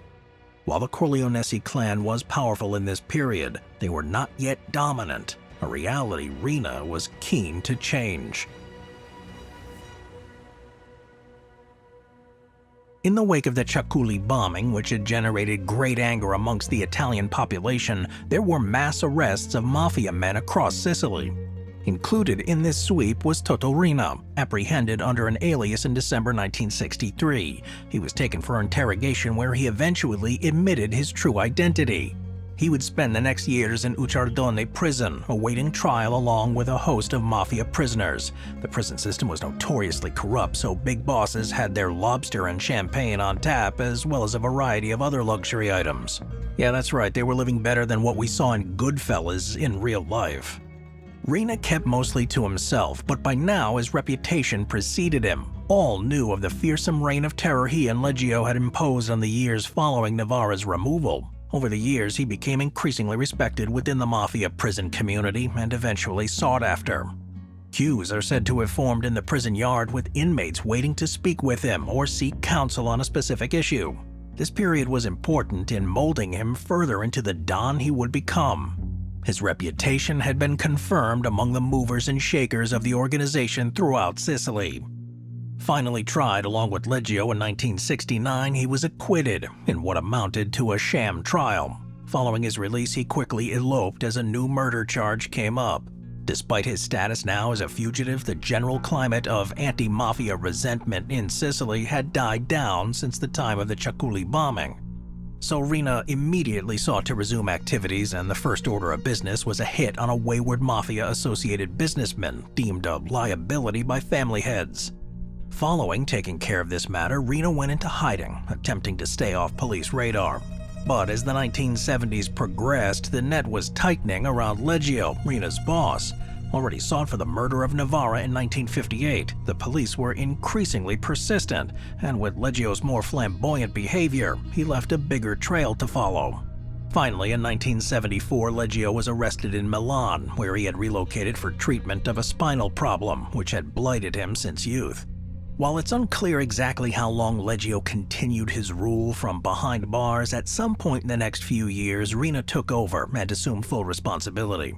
Interestingly, this wasn't a leadership coup or rivalry boiling over, seen so many times in both the Sicilian and US mafia, but instead a fairly well-organized and smooth transition.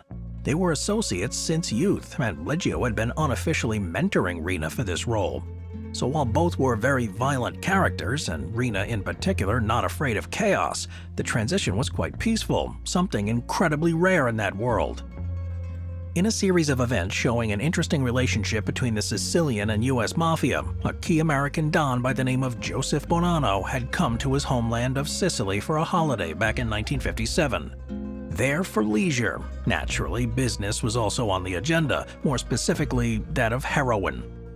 Discussed in meetings over 4 days held at Palermo's Grand Hotel de Palm, key players fleshed out details of this potential collaboration.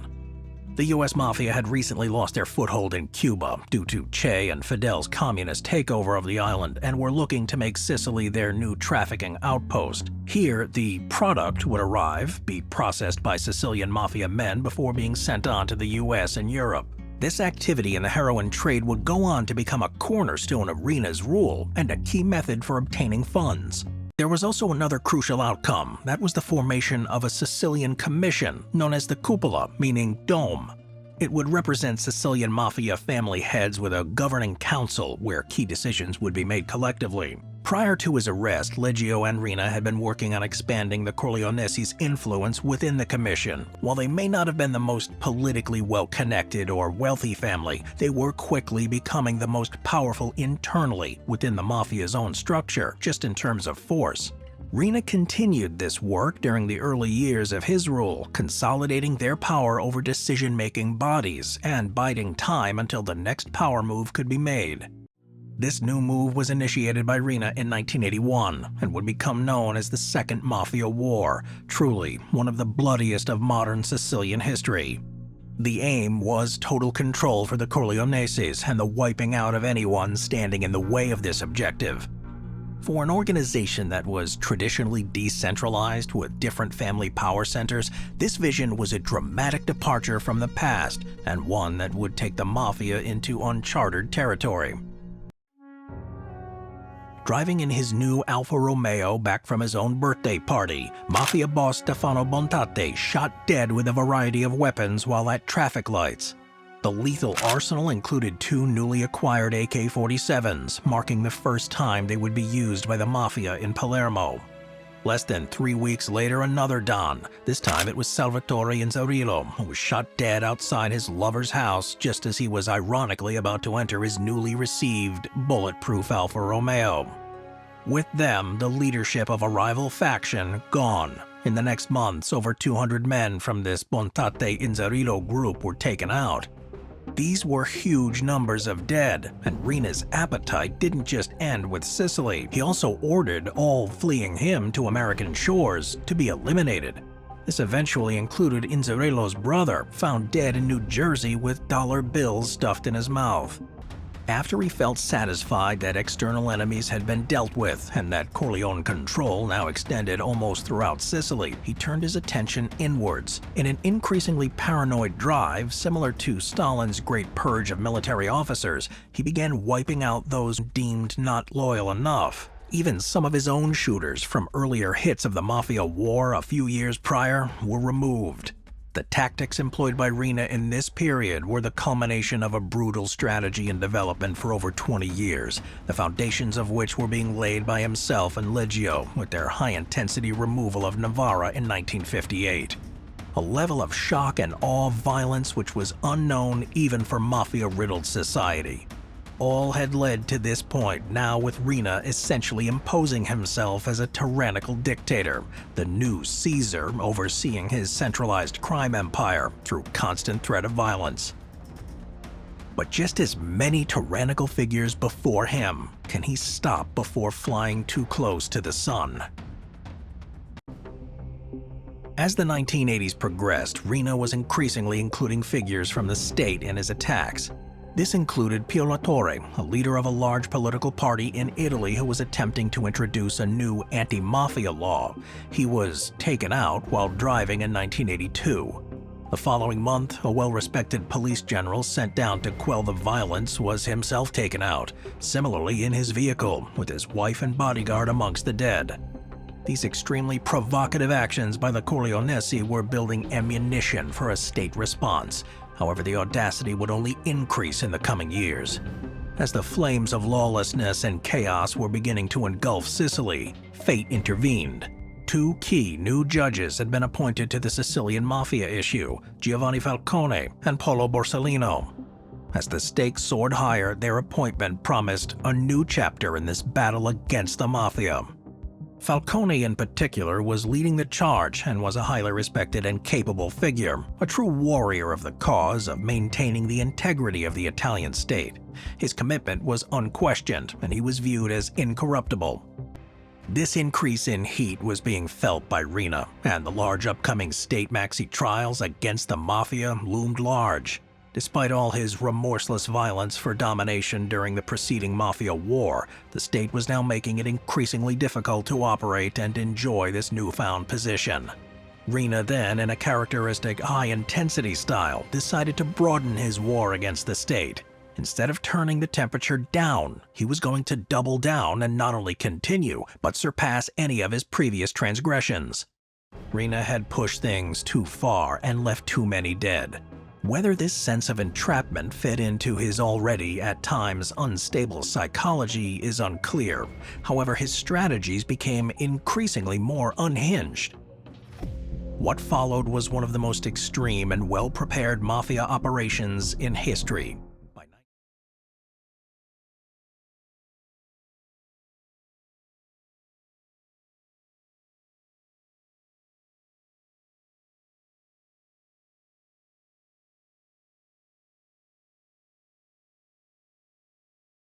Questa mafia giusta e onorata che cos'è per lei? Che cosa era? Sì, che cos'era? Beh, io a dire la verità, io non ho mai creduto nella Cosa Nostra. Lì non sono più solo io che parlo, adesso è una marea, ma che è finita. Rina, lei può non rispondere, però se si diverte o partecipa alla corte perché si diverte o non si diverte più. Non commento.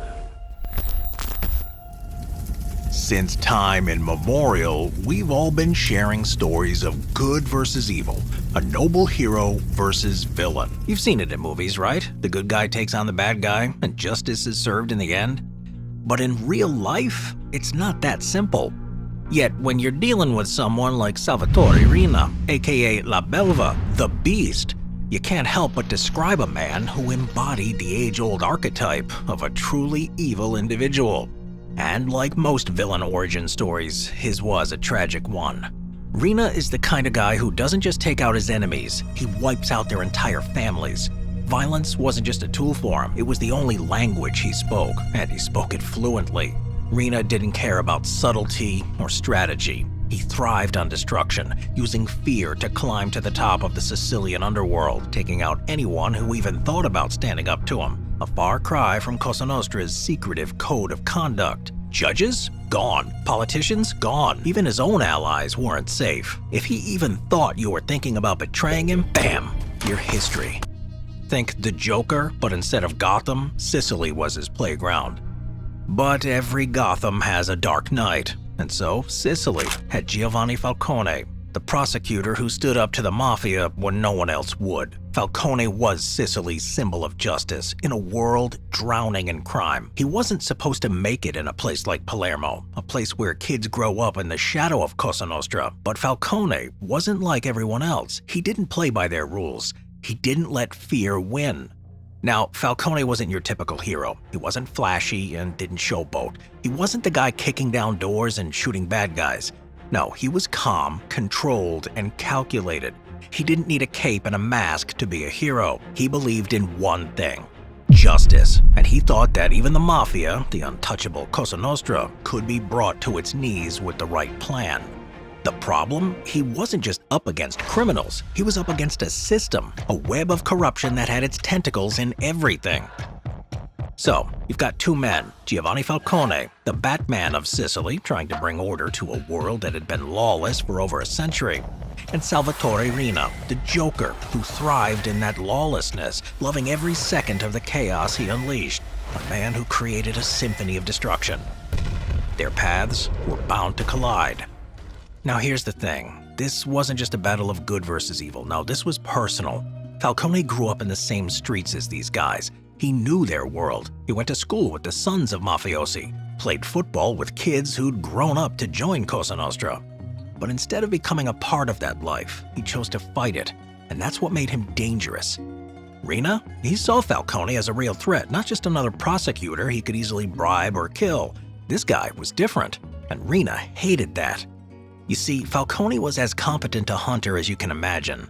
Yet his prey happened to be a man who could hide in plain sight, a man who could go around the streets of Sicily knowing that the amount of fear his name alone carried would petrify anyone to give him away.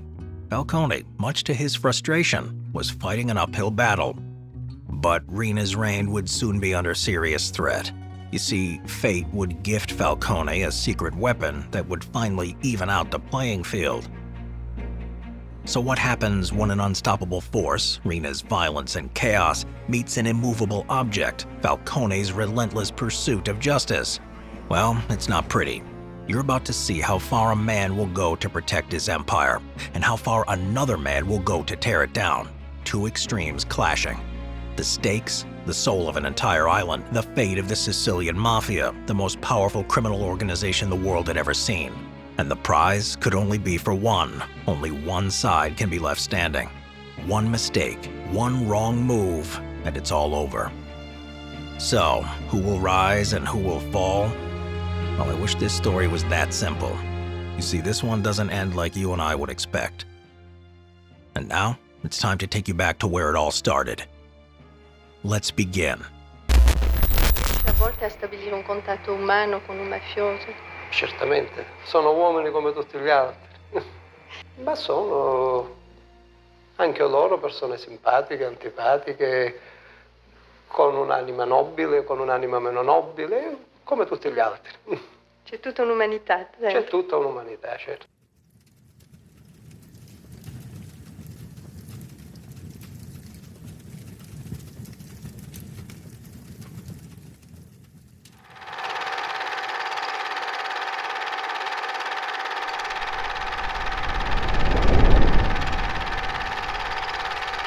The tyrant dies and his rule is over. The martyr dies and his rule begins. Soren Kierkegaard. Born in 1939, Giovanni Falcone was raised in the Casa neighborhood of Palermo, a once rich aristocratic area. It had fallen into decline by the time Falcone was a boy. The grand facades were crumbling, and the streets, once lined with nobility, were now a tough working-class district near the docks. It became a part of town where more thieves and robbers lived than honest people, as described by a local mafioso. His parents, despite this, were honest and hard-working people who did their best for their 3 children, raising them up in a strict Catholic environment and instilling them with strong values from a young age. Even so, he lived alongside the brutal reality of Cosa Nostra and its violence. His peers, those he played with and went to school with, were often the children of made men, many of which would go on to become members themselves. The criminal culture permeated every aspect of Palermo life at the time, and young Falcone was well aware of it. I mean, listen to this. One boy he used to play ping pong with would later grow up and be charged with 30 years for drug trafficking, and many others for longer on even more serious charges. I was horrified by the brutality, the murders, the aggression. Cosa Nostra was like a 7-headed hydra, responsible for all the evils in the world. But he wasn't completely, encircled by criminals and their offspring. There were many kids that also came from honest, hard-working families, and one in particular would go on to fight side by side with him later on. This was Paolo Borsellino, a friend who later became a close ally in his fight against the Mafia. A brother in arms to Falcone, and a key figure in the coming war with the Mafia.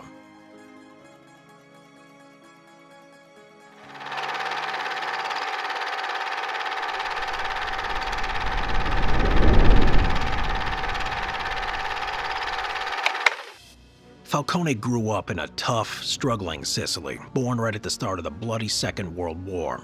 His family, like so many others, faced some rough years. But as the 40s wrapped up, Allied reconstruction money started flowing in, and the immediate shadow of the war began to lift. Sicily started changing, businesses were expanding again, and parents could finally plan for the future. Mafia men crawled out of the shadows to rebuild their empires, which had taken a hit during the Mussolini years. Crime families that had been laying low came back out to reclaim neighborhoods, restart extortion practices, and infiltrate the booming construction industry. Seeing a well-dressed made man collecting pizzo, basically extortion money, from local businesses became normal again. Falcone grew up in this mix of renewed optimism and resurgent mafia activity. A capable student, he went on to study law at the University of Palermo. This path set him up to confront not just the mafia, but also something even darker, many of his own childhood friends and playmates. Less than 50 miles from Palermo, in the sleepy town of Corleone, another man, 8 years older than Falcone, was making a name for himself. Salvatore Riina was just starting out on his life of crime, inching his way into the Corleone Mafia, driven by a hunger for power and wealth that he had lacked in his younger years. Riina's childhood was filled with trauma, shaping his ruthless outlook on life. He was just meters away when his father and brother were killed handling an Allied bomb. By the late 1940s, he was well on his criminal path and had already been sentenced to 12 years for fatally shooting a young boy in a fight on the outskirts of Corleone. But he was out in just 6 years thanks to some influential connections made in the Sicilian prison system. Now he was running under Don Navarra, picture a classic mafia boss who carried himself like a Vito Corleone. So Riina, alongside fellow foot soldier and future boss Leggio, perfected their rackets and strategies.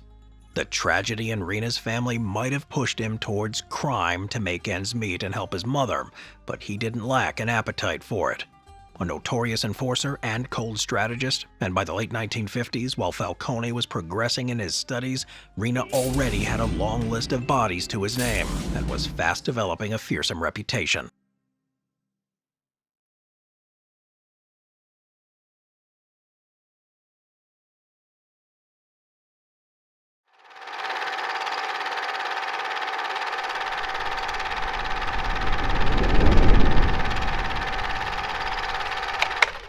In 1961, Falcone, on his parallel life course to Riina, had just graduated with a rigorous law degree. Within 3 years, he was a judge, no surprise to anyone who knew how ambitious he was. He would spend the next 15 years as a local magistrate and in a few other roles, sometimes brushing up against mafia activity but never directly confronting it. It would be years of working diligently, away from the spotlight before he faced his greatest enemy. Meanwhile, Riina was quite busy too. For La Belva, the 60s would be a bloody vendetta period. Once loyal to Michele Navarra, the powerful and respected boss of Corleone, Riina, along with his close allies Bernardo Provenzano and Luciano Leggio, had grown disillusioned with Navarra's leadership. Navarra, once a mentor, had become a target. His arrogance and refusal to share power left many of his underlings simmering with resentment. Riina and his partners saw an opportunity to seize control, believing Navarra's old-fashioned ways were holding them back from power and wealth that they sought. When Leggio finally made his move and had Navarra assassinated in 1958, it wasn't just a killing, it was a declaration of war. The bloody vendetta that followed was personal. Riina, Provenzano, and Leggio embarked on a ruthless campaign to wipe out every last supporter of Navarra, ensuring no remnants of the old guard could challenge their rise. By 1974, when Leggio was finally arrested, Riina seized the moment, stepping into the top spot he had been eyeing for years. The throne of Corleone was now his, and with it came the control he had always craved. Building the Corleone family's empire became his obsession. No one was safe from his thirst for power. Not prosecutors, not state representatives, no one. Attempts had been made to bring Riina and Corleone Mafia members to justice, including a 1969 trial for murder. But as had been tradition of the previous decades, charges were either brushed aside by a corrupt judge, or the defendant managed to get away between court and arrest. Riina and the Corleonesi had too many connections in high places. They knew the game well, and they played it better than anyone. They had politicians and judges in their pocket like so many nickels and dimes. Even on the run, Riina kept his operations running smoothly, hardly breaking a sweat. Riina killed his way to the top, and from there, he ruled as a dictator. Colonel Domenico di Petrillo.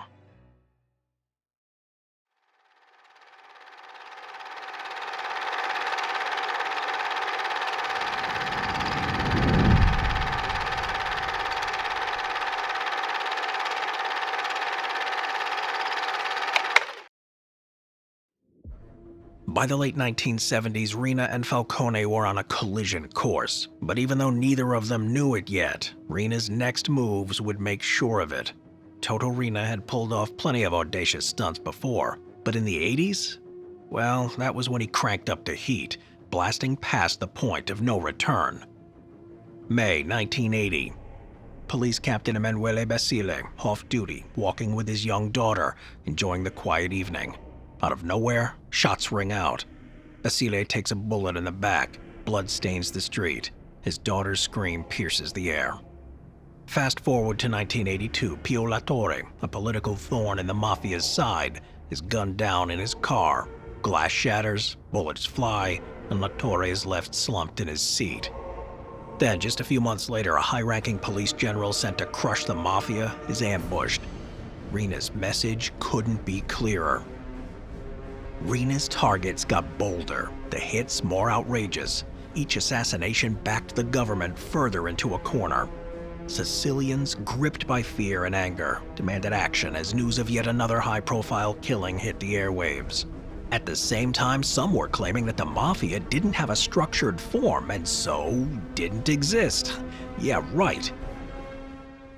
Enter Giovanni Falcone. He just stepped into Palermo's prosecuting office, taking over from a boss who had been whacked by the Mafia. Talk about a welcoming committee.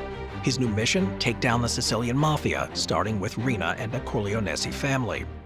Falcone wasn't just any prosecutor, he had a solid strategy, something he'd cooked up while dealing with bankruptcy cases, where it all came down to following the money. The Mafia might hide their crimes well, but money leaves an unavoidable trail. His office became a maze of paper, printouts of bank transactions piling up, the sound of rustling pages, the smell of ink. It was all part of the chase. And chase he did. Falcone's meticulous work revealed the Mafia's trafficking pipeline to the Gambino crime family in the US. Arrests followed on both sides of the Atlantic, shaking the underworld to its core. Rina should have seen the writing on the wall. Falcone wasn't just capable, he was relentless. This wasn't just a legal battle, this was personal. Falcone had grown up around these guys. Some of them were old playmates turned mobsters, and the streets he grew up in had been plagued by these criminals for too long. The stage was set for an epic showdown, and the stakes couldn't be higher. During this time, Falcone was soon reconnected with an old friend, Paolo Borsellino. They'd grown up in the same neighborhoods, played on the same streets, but now their paths crossed again, this time on the battlefield of justice. They were now on a mission. Borsellino, like Falcone, had pursued a legal career and found himself knee-deep in Mafia cases. The assassinations during this period were hitting close to home, none more so than the murder of his close friend, Police Captain Emanuele Basile. Again, this wasn't just work anymore, it was personal. Together they formed a formidable duo, soon gearing up for the Maxi trials. They had intelligence, skills, and most importantly, a burning desire for justice.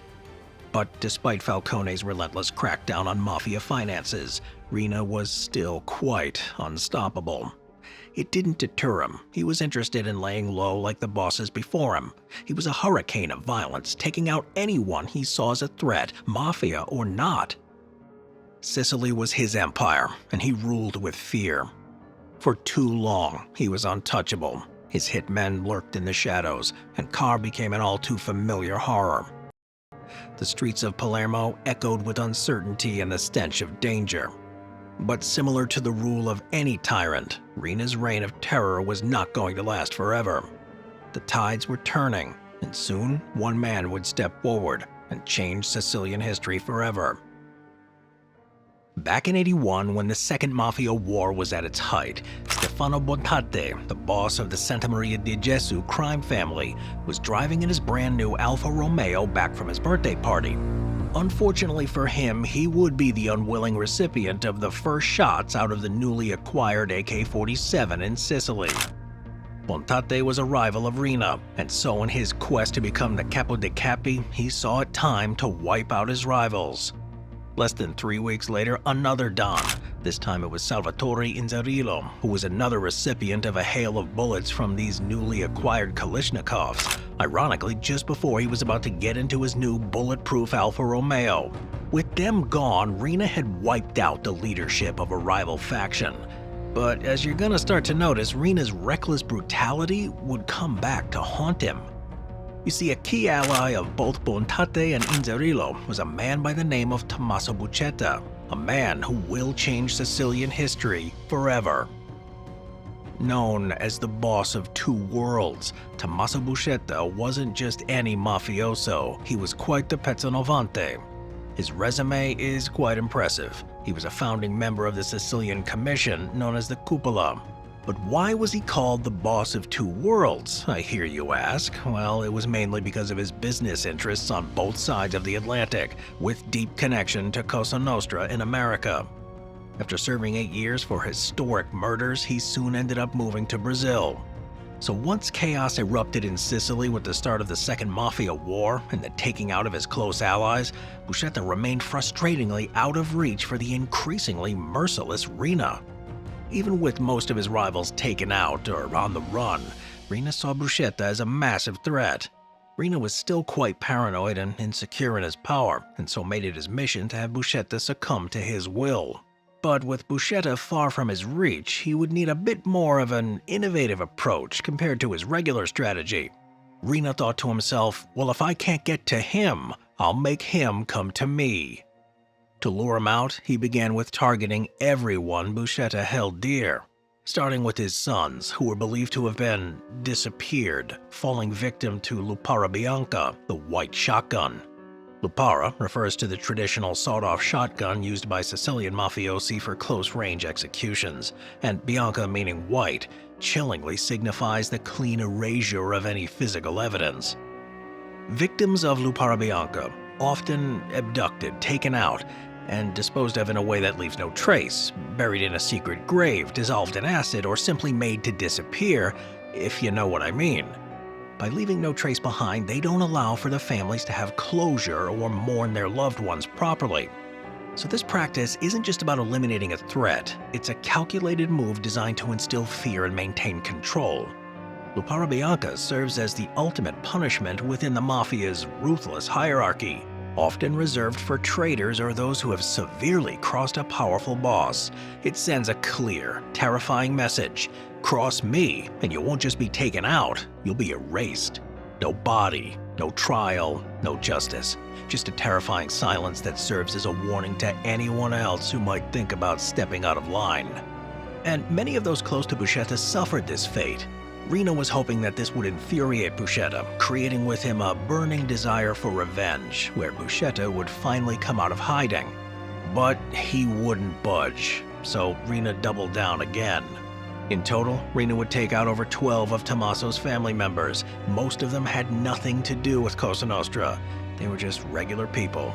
Nevertheless, Buscetta did not make a move, no matter how alluring the bait was. But fate would have other plans for him. Stabilire un contatto umano con un mafioso. Certamente, sono uomini come tutti gli altri. Che vuol dire Buscetta, per esempio?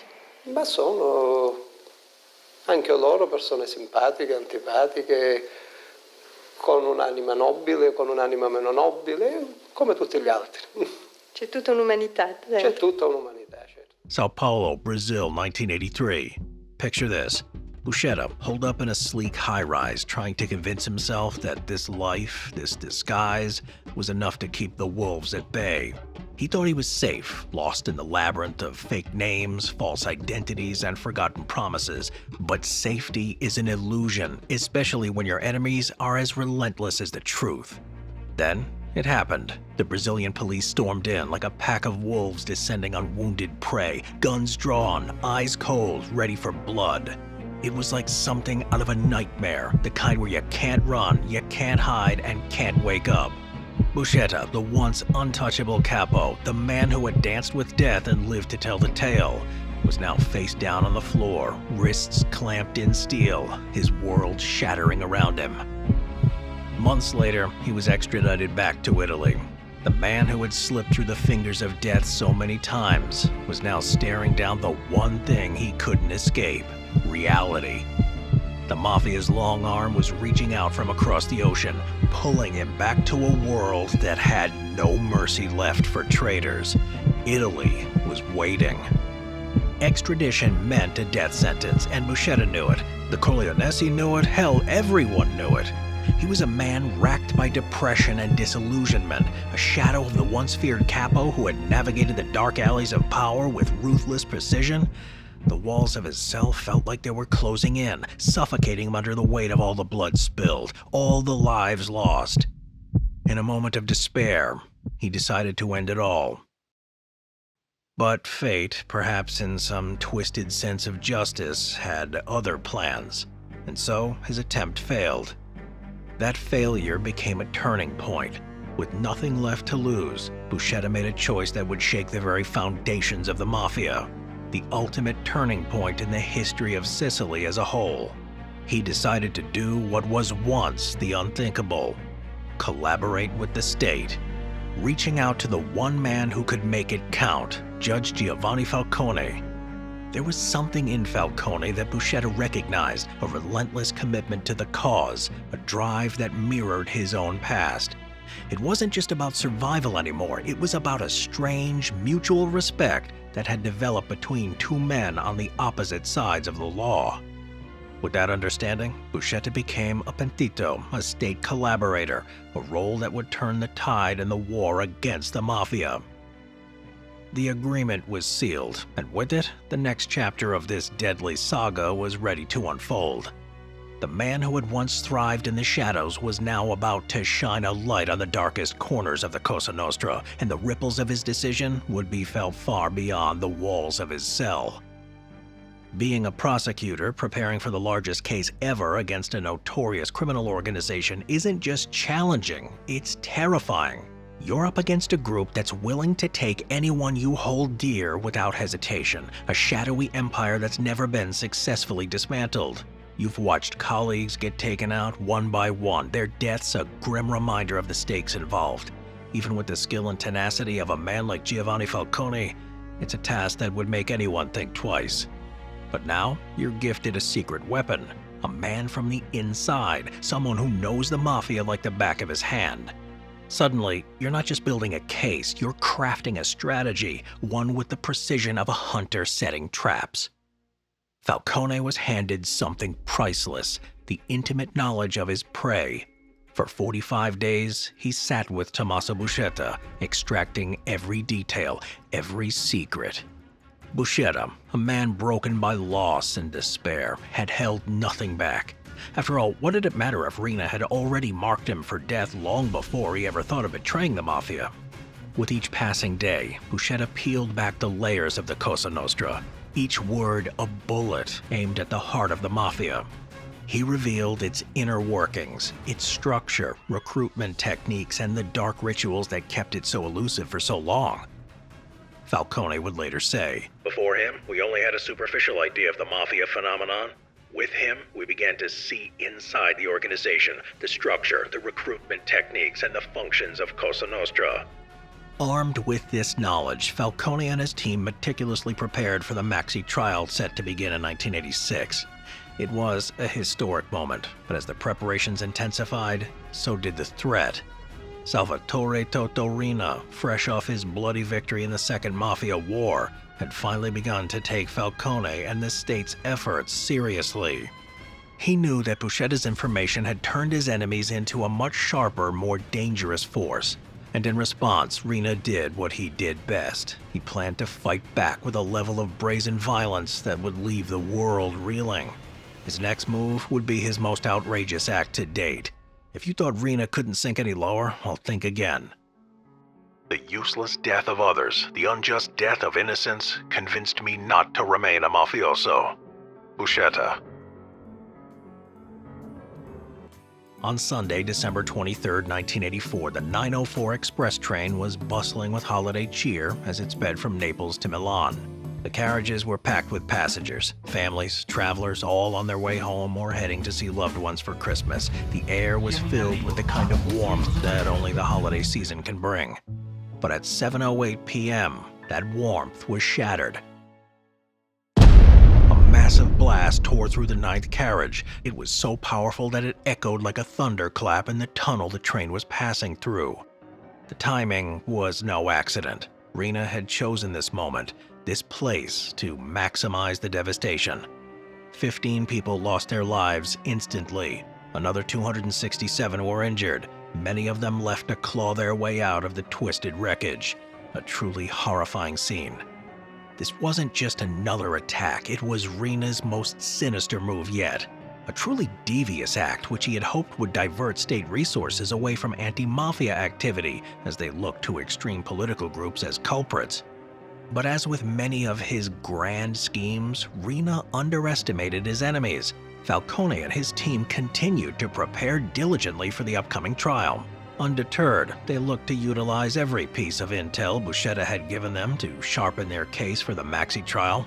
The blast may have shaken the nation, but it didn't shake their resolve. If anything, it steeled them as they prepared to use Buscetta's betrayal on the Mafia to its fullest, turning the tide in their relentless war against Cosa Nostra.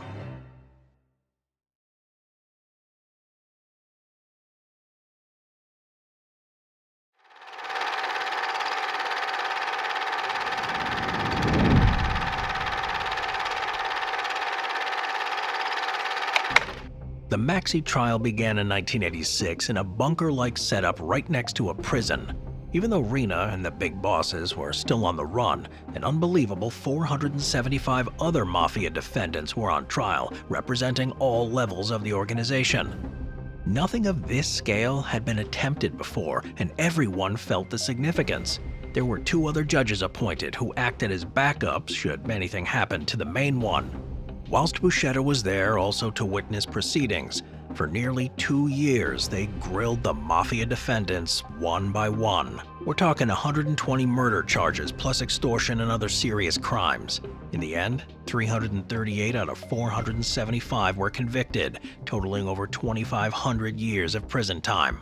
Life sentences in absentia were handed down to the higher-ups still on the run, like Provenzano and Rena. Now, you have to understand how significant this really was. This was more than just a few criminals being sent to jail. This was a crushing blow to the Sicilian Cosa Nostra, because it showed the world they were no longer invincible. With this, many mafiosi chose to cooperate and become state witnesses. Things were getting out of hand for Rena. Despite his huge success with the Maxi trial, for the next few years his fight against the mafiosi was held up in Sicily.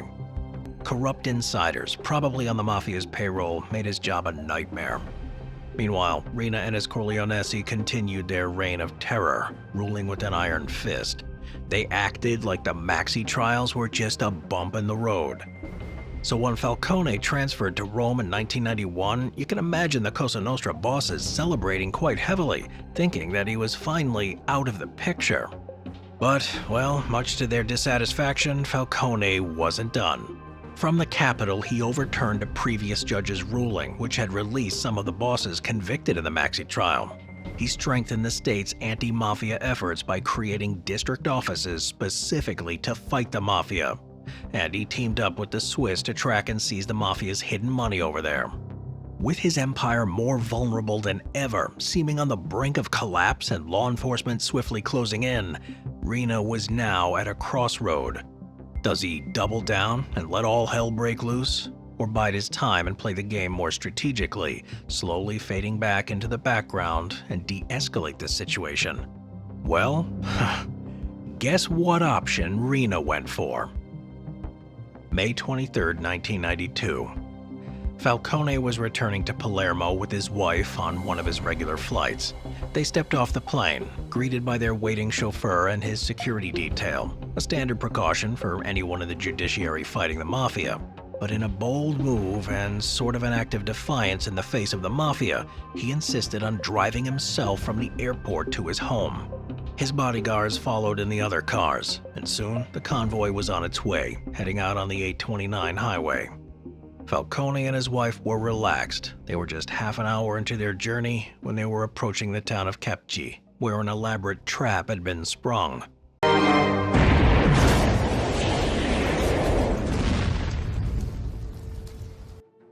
A deafening blast ripped through the highway, a thunderous roar that could be heard miles away, even being detected as an earthquake. The ground beneath them heaved, sending massive circles of asphalt and concrete into the sky. The bodyguard's car leading the convoy was flung up and off the highway into an adjacent field. Overseeing this carnage was one of Rina's trusted men. He had radioed the detonation team as Falcone's convoy reached the carefully placed marker. This was no random act, but a meticulously prepared operation, orchestrated by Rina himself. They had packed over 400 kilograms of high explosives into a culvert beneath the motorway, planning this audacious attack for months. The execution was flawless. Falcone and his wife, alongside many of the entourage, would not make it. This was a national tragedy that shook the core of not just Sicily, but the Italian society as a whole, the effects of which would ripple across the world.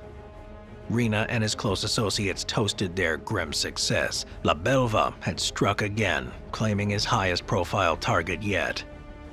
Falcone, an unyielding hero of the anti-mafia fight, was dead, and his steadfast ally Borsellino would soon follow. This was an incredibly dark time, but this is where Rina's short-sightedness would come back to haunt him. You see, like the tragic Train 904 incident, he exposed a key weakness of his. Sure, he excelled at raw violence, but playing the long game against the state, not so much. Taking out Falcone didn't remove the problem. Instead of putting out the fire in the hearts of those fighting for justice, he ignited it to levels that have not been seen before. Falcone was now a martyr, a symbol, someone who the people would rally behind and finally bring an end to this tyrant's reign.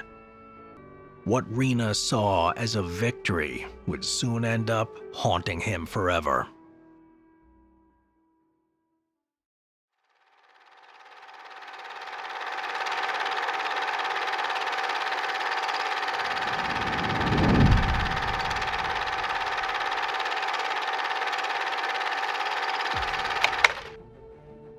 News of Falcone's death spread like wildfire. The world was already watching his epic fight against the Mafia, and many were well acquainted with his fearless deeds. In Italy, the reaction was immediate and intense, a nation mourning the loss of a prodigal son, a man who would soon be immortalized as a hero for giving his life in service to the state, a symbol of justice in the fight against tyrants. His funeral, broadcast on state TV, gripped the nation. But that grief quickly turned to anger, aimed squarely at the Italian government. How could they let this criminal group run wild? The list of murdered prosecutors and politicians was long, and it was clear to anyone paying attention that Sicily was slipping out of government control. If they couldn't even protect their top prosecutor, then what was the state good for? The backlash and global embarrassment sparked a fierce response from the Italian state. No longer could Falcone's warnings about a highly organized and central-controlled mafia be dismissed as paranoia. Anyone attempting to cover up the numerous crimes of these criminals were quickly exposed, no longer daring to risk being ousted as a puppet of the mafia. Falcone's death was followed by Borsellino's brutal murder just months later. Di essere ammazzato, Borsellino alla fine ci mise la certezza, cioè Borsellino era certo, e nonostante ciò. Rina was doubling down on his failing strategy, believing he was more powerful than the state. This forced the government to act with a new sense of urgency. Police numbers were reinforced, and over 7,000 soldiers, 7,000, were deployed to Sicily. This would be the largest military presence on the island since World War II. The stage was set for the final hunt, targeting the man who had orchestrated all this chaos, Rina himself.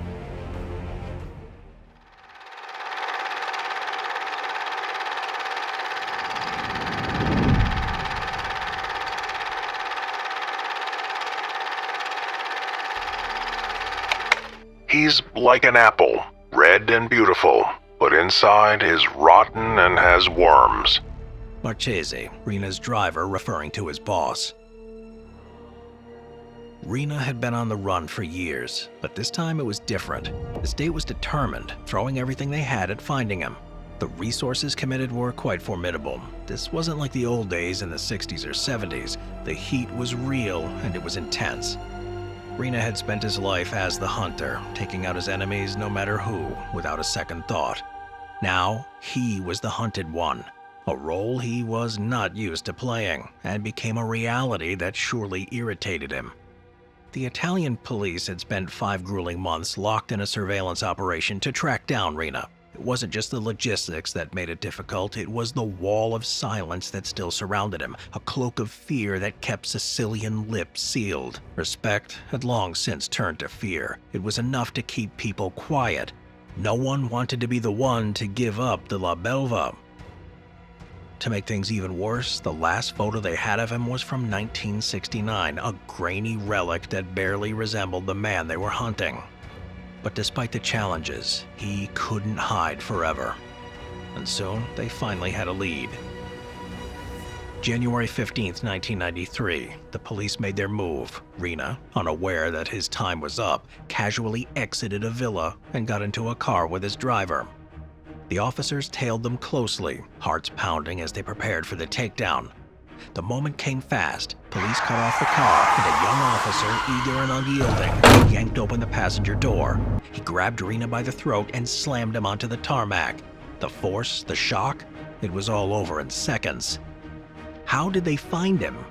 Well, it was a fitting betrayal for a man who had spent his life steeped in treachery.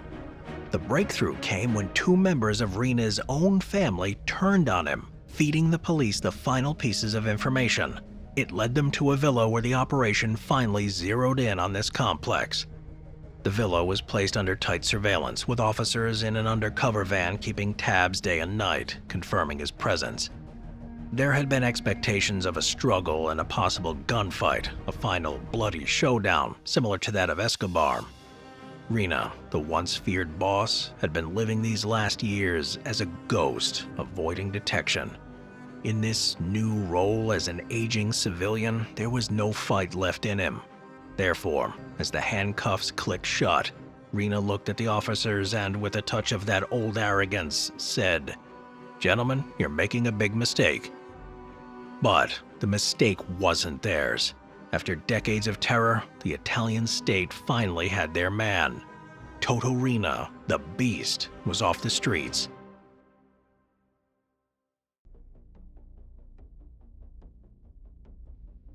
Those who were afraid know that the monster is not invincible. Vincenzo Parisi, National Police Chief. Many Italians thought they could finally breathe a sigh of relief. Rena's reign of terror wasn't over just yet. The months after his arrest saw a wave of blasts rip through Italy, more than just your typical mafia business. Some of these were petty revenge hits, but others were calculated warnings to the mafiosi that they should not dare think about collaborating with the state, even while the boss has been captured. It kicked off with an attack targeting a TV host who had the nerve to celebrate Rena's capture. From there, it escalated. Art galleries, churches, public spaces all became targets, leaving civilians wounded and many losing their lives. It was almost like Rena's final death throes were desperately trying to cling to power even from behind bars. He wasn't used to not getting what he wanted, and now he was drowning, so he did the only thing he knew how to do: unleash more violence. But Rena's arrest brought up some uncomfortable questions. How could he have been on the run since 1969, yet lived quite a luxurious life for most of his time on the run? The guy had a family, raised kids, got medical care, and lived openly in local communities, places where people definitely knew who he was. Sure, he used a fake identity, but considering how high a priority it was to catch him, the whole thing just didn't add up. The truth? His long evasion exposed the true power of the Corleonesi and the deep-rooted corruption within the government institutions. From law enforcement to the judiciary, local government, and beyond, the Mafia had many of them in their pockets like so many nickels and dimes. But it wasn't until Falcone and Borsellino were killed that the veil was finally lifted on this ugly reality. Soren Kierkegaard once said, "The tyrant dies and his rule is over. The martyr dies and his rule begins."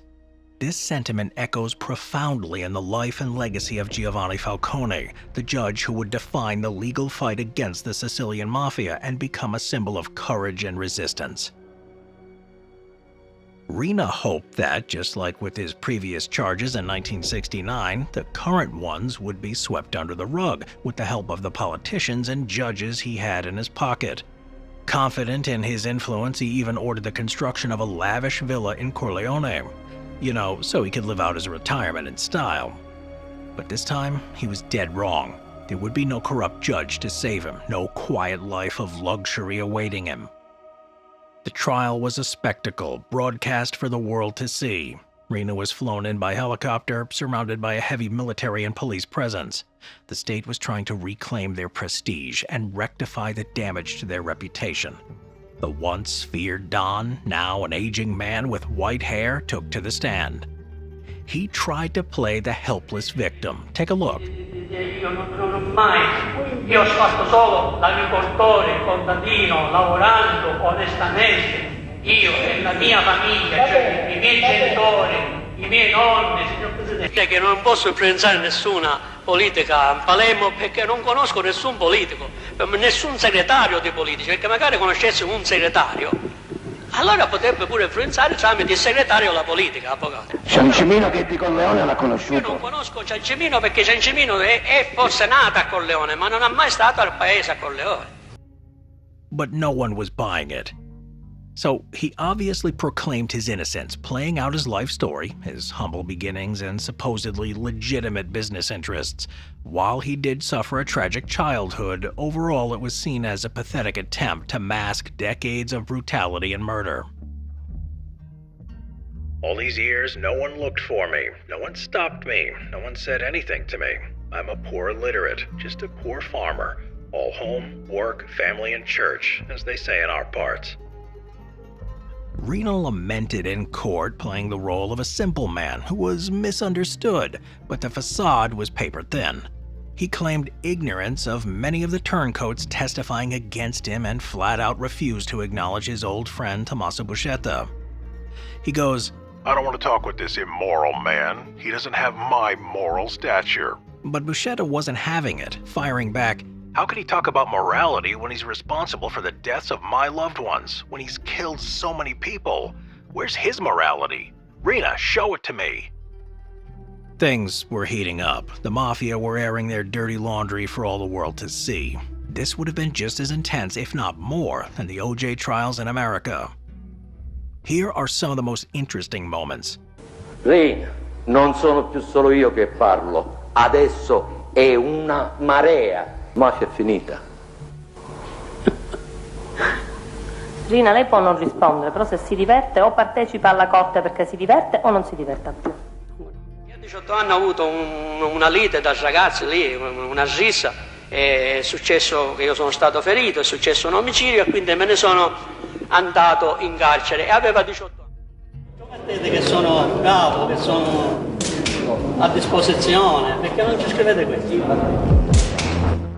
Che scrivo quello che è Salvatore Rina, non che si scrive mosse, che si scrive cose di bambini. Salvatore Rina ha 4 bambini, adora i bambini e adora tutto e tutto.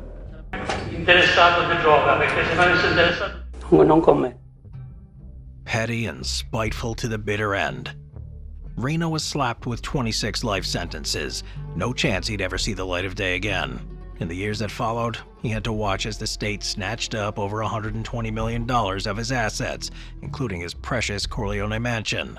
And just to twist the knife, that mansion was turned into a police station, opening its doors in 2015.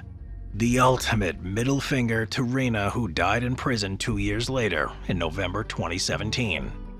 The man who built this criminal empire to the heights never seen before, a man who for so many years was untouchable, La Belva, was now going to meet his maker, facing the ultimate justice. But even with the demise of this ruthless Godfather, the story of the Sicilian Mafia does not end here.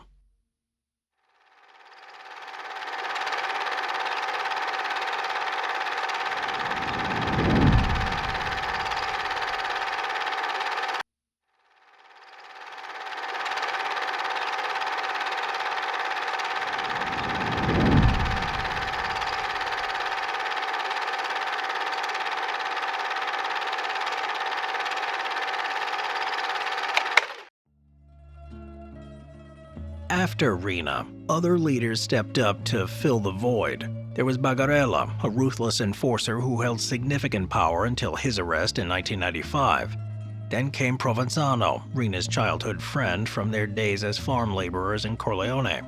He managed to evade capture until 2006, thanks in part to his use of the Caesar code, a simple but effective encryption technique where each letter in a message is shifted a certain number of places in the alphabet. This code allowed him to keep his communications secure and stay one step ahead of the authorities. After Provenzano, Matteo Messina Denaro took the reins. He was from the next generation and remained the capo di tutti until his arrest in 2023. He's an interesting character who needs a video of his own. Comment below if that's something you want to see. Each of these men had their own style, but something they all realized and actually implemented was becoming more discreet compared to the previous era of brazen violence and terror campaigns. But following Rina's downfall, the power of the Sicilian Mafia and the Corleonesi clan was heavily restricted. The murder of Falcone had led to the removal of many corrupt law enforcement officers, a surge in army and police presence, and the passing of a law to protect pentiti, mafia informants.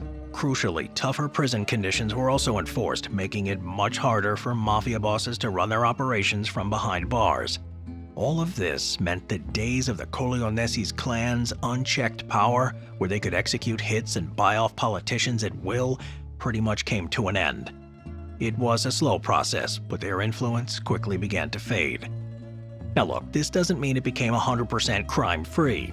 Some of the old rackets lived on. Construction industry kickbacks, extortion, gambling, and other areas of illicit activity continued on. But with the state constantly breathing down the Sicilian Mafia's necks, they had to adapt to a whole new game.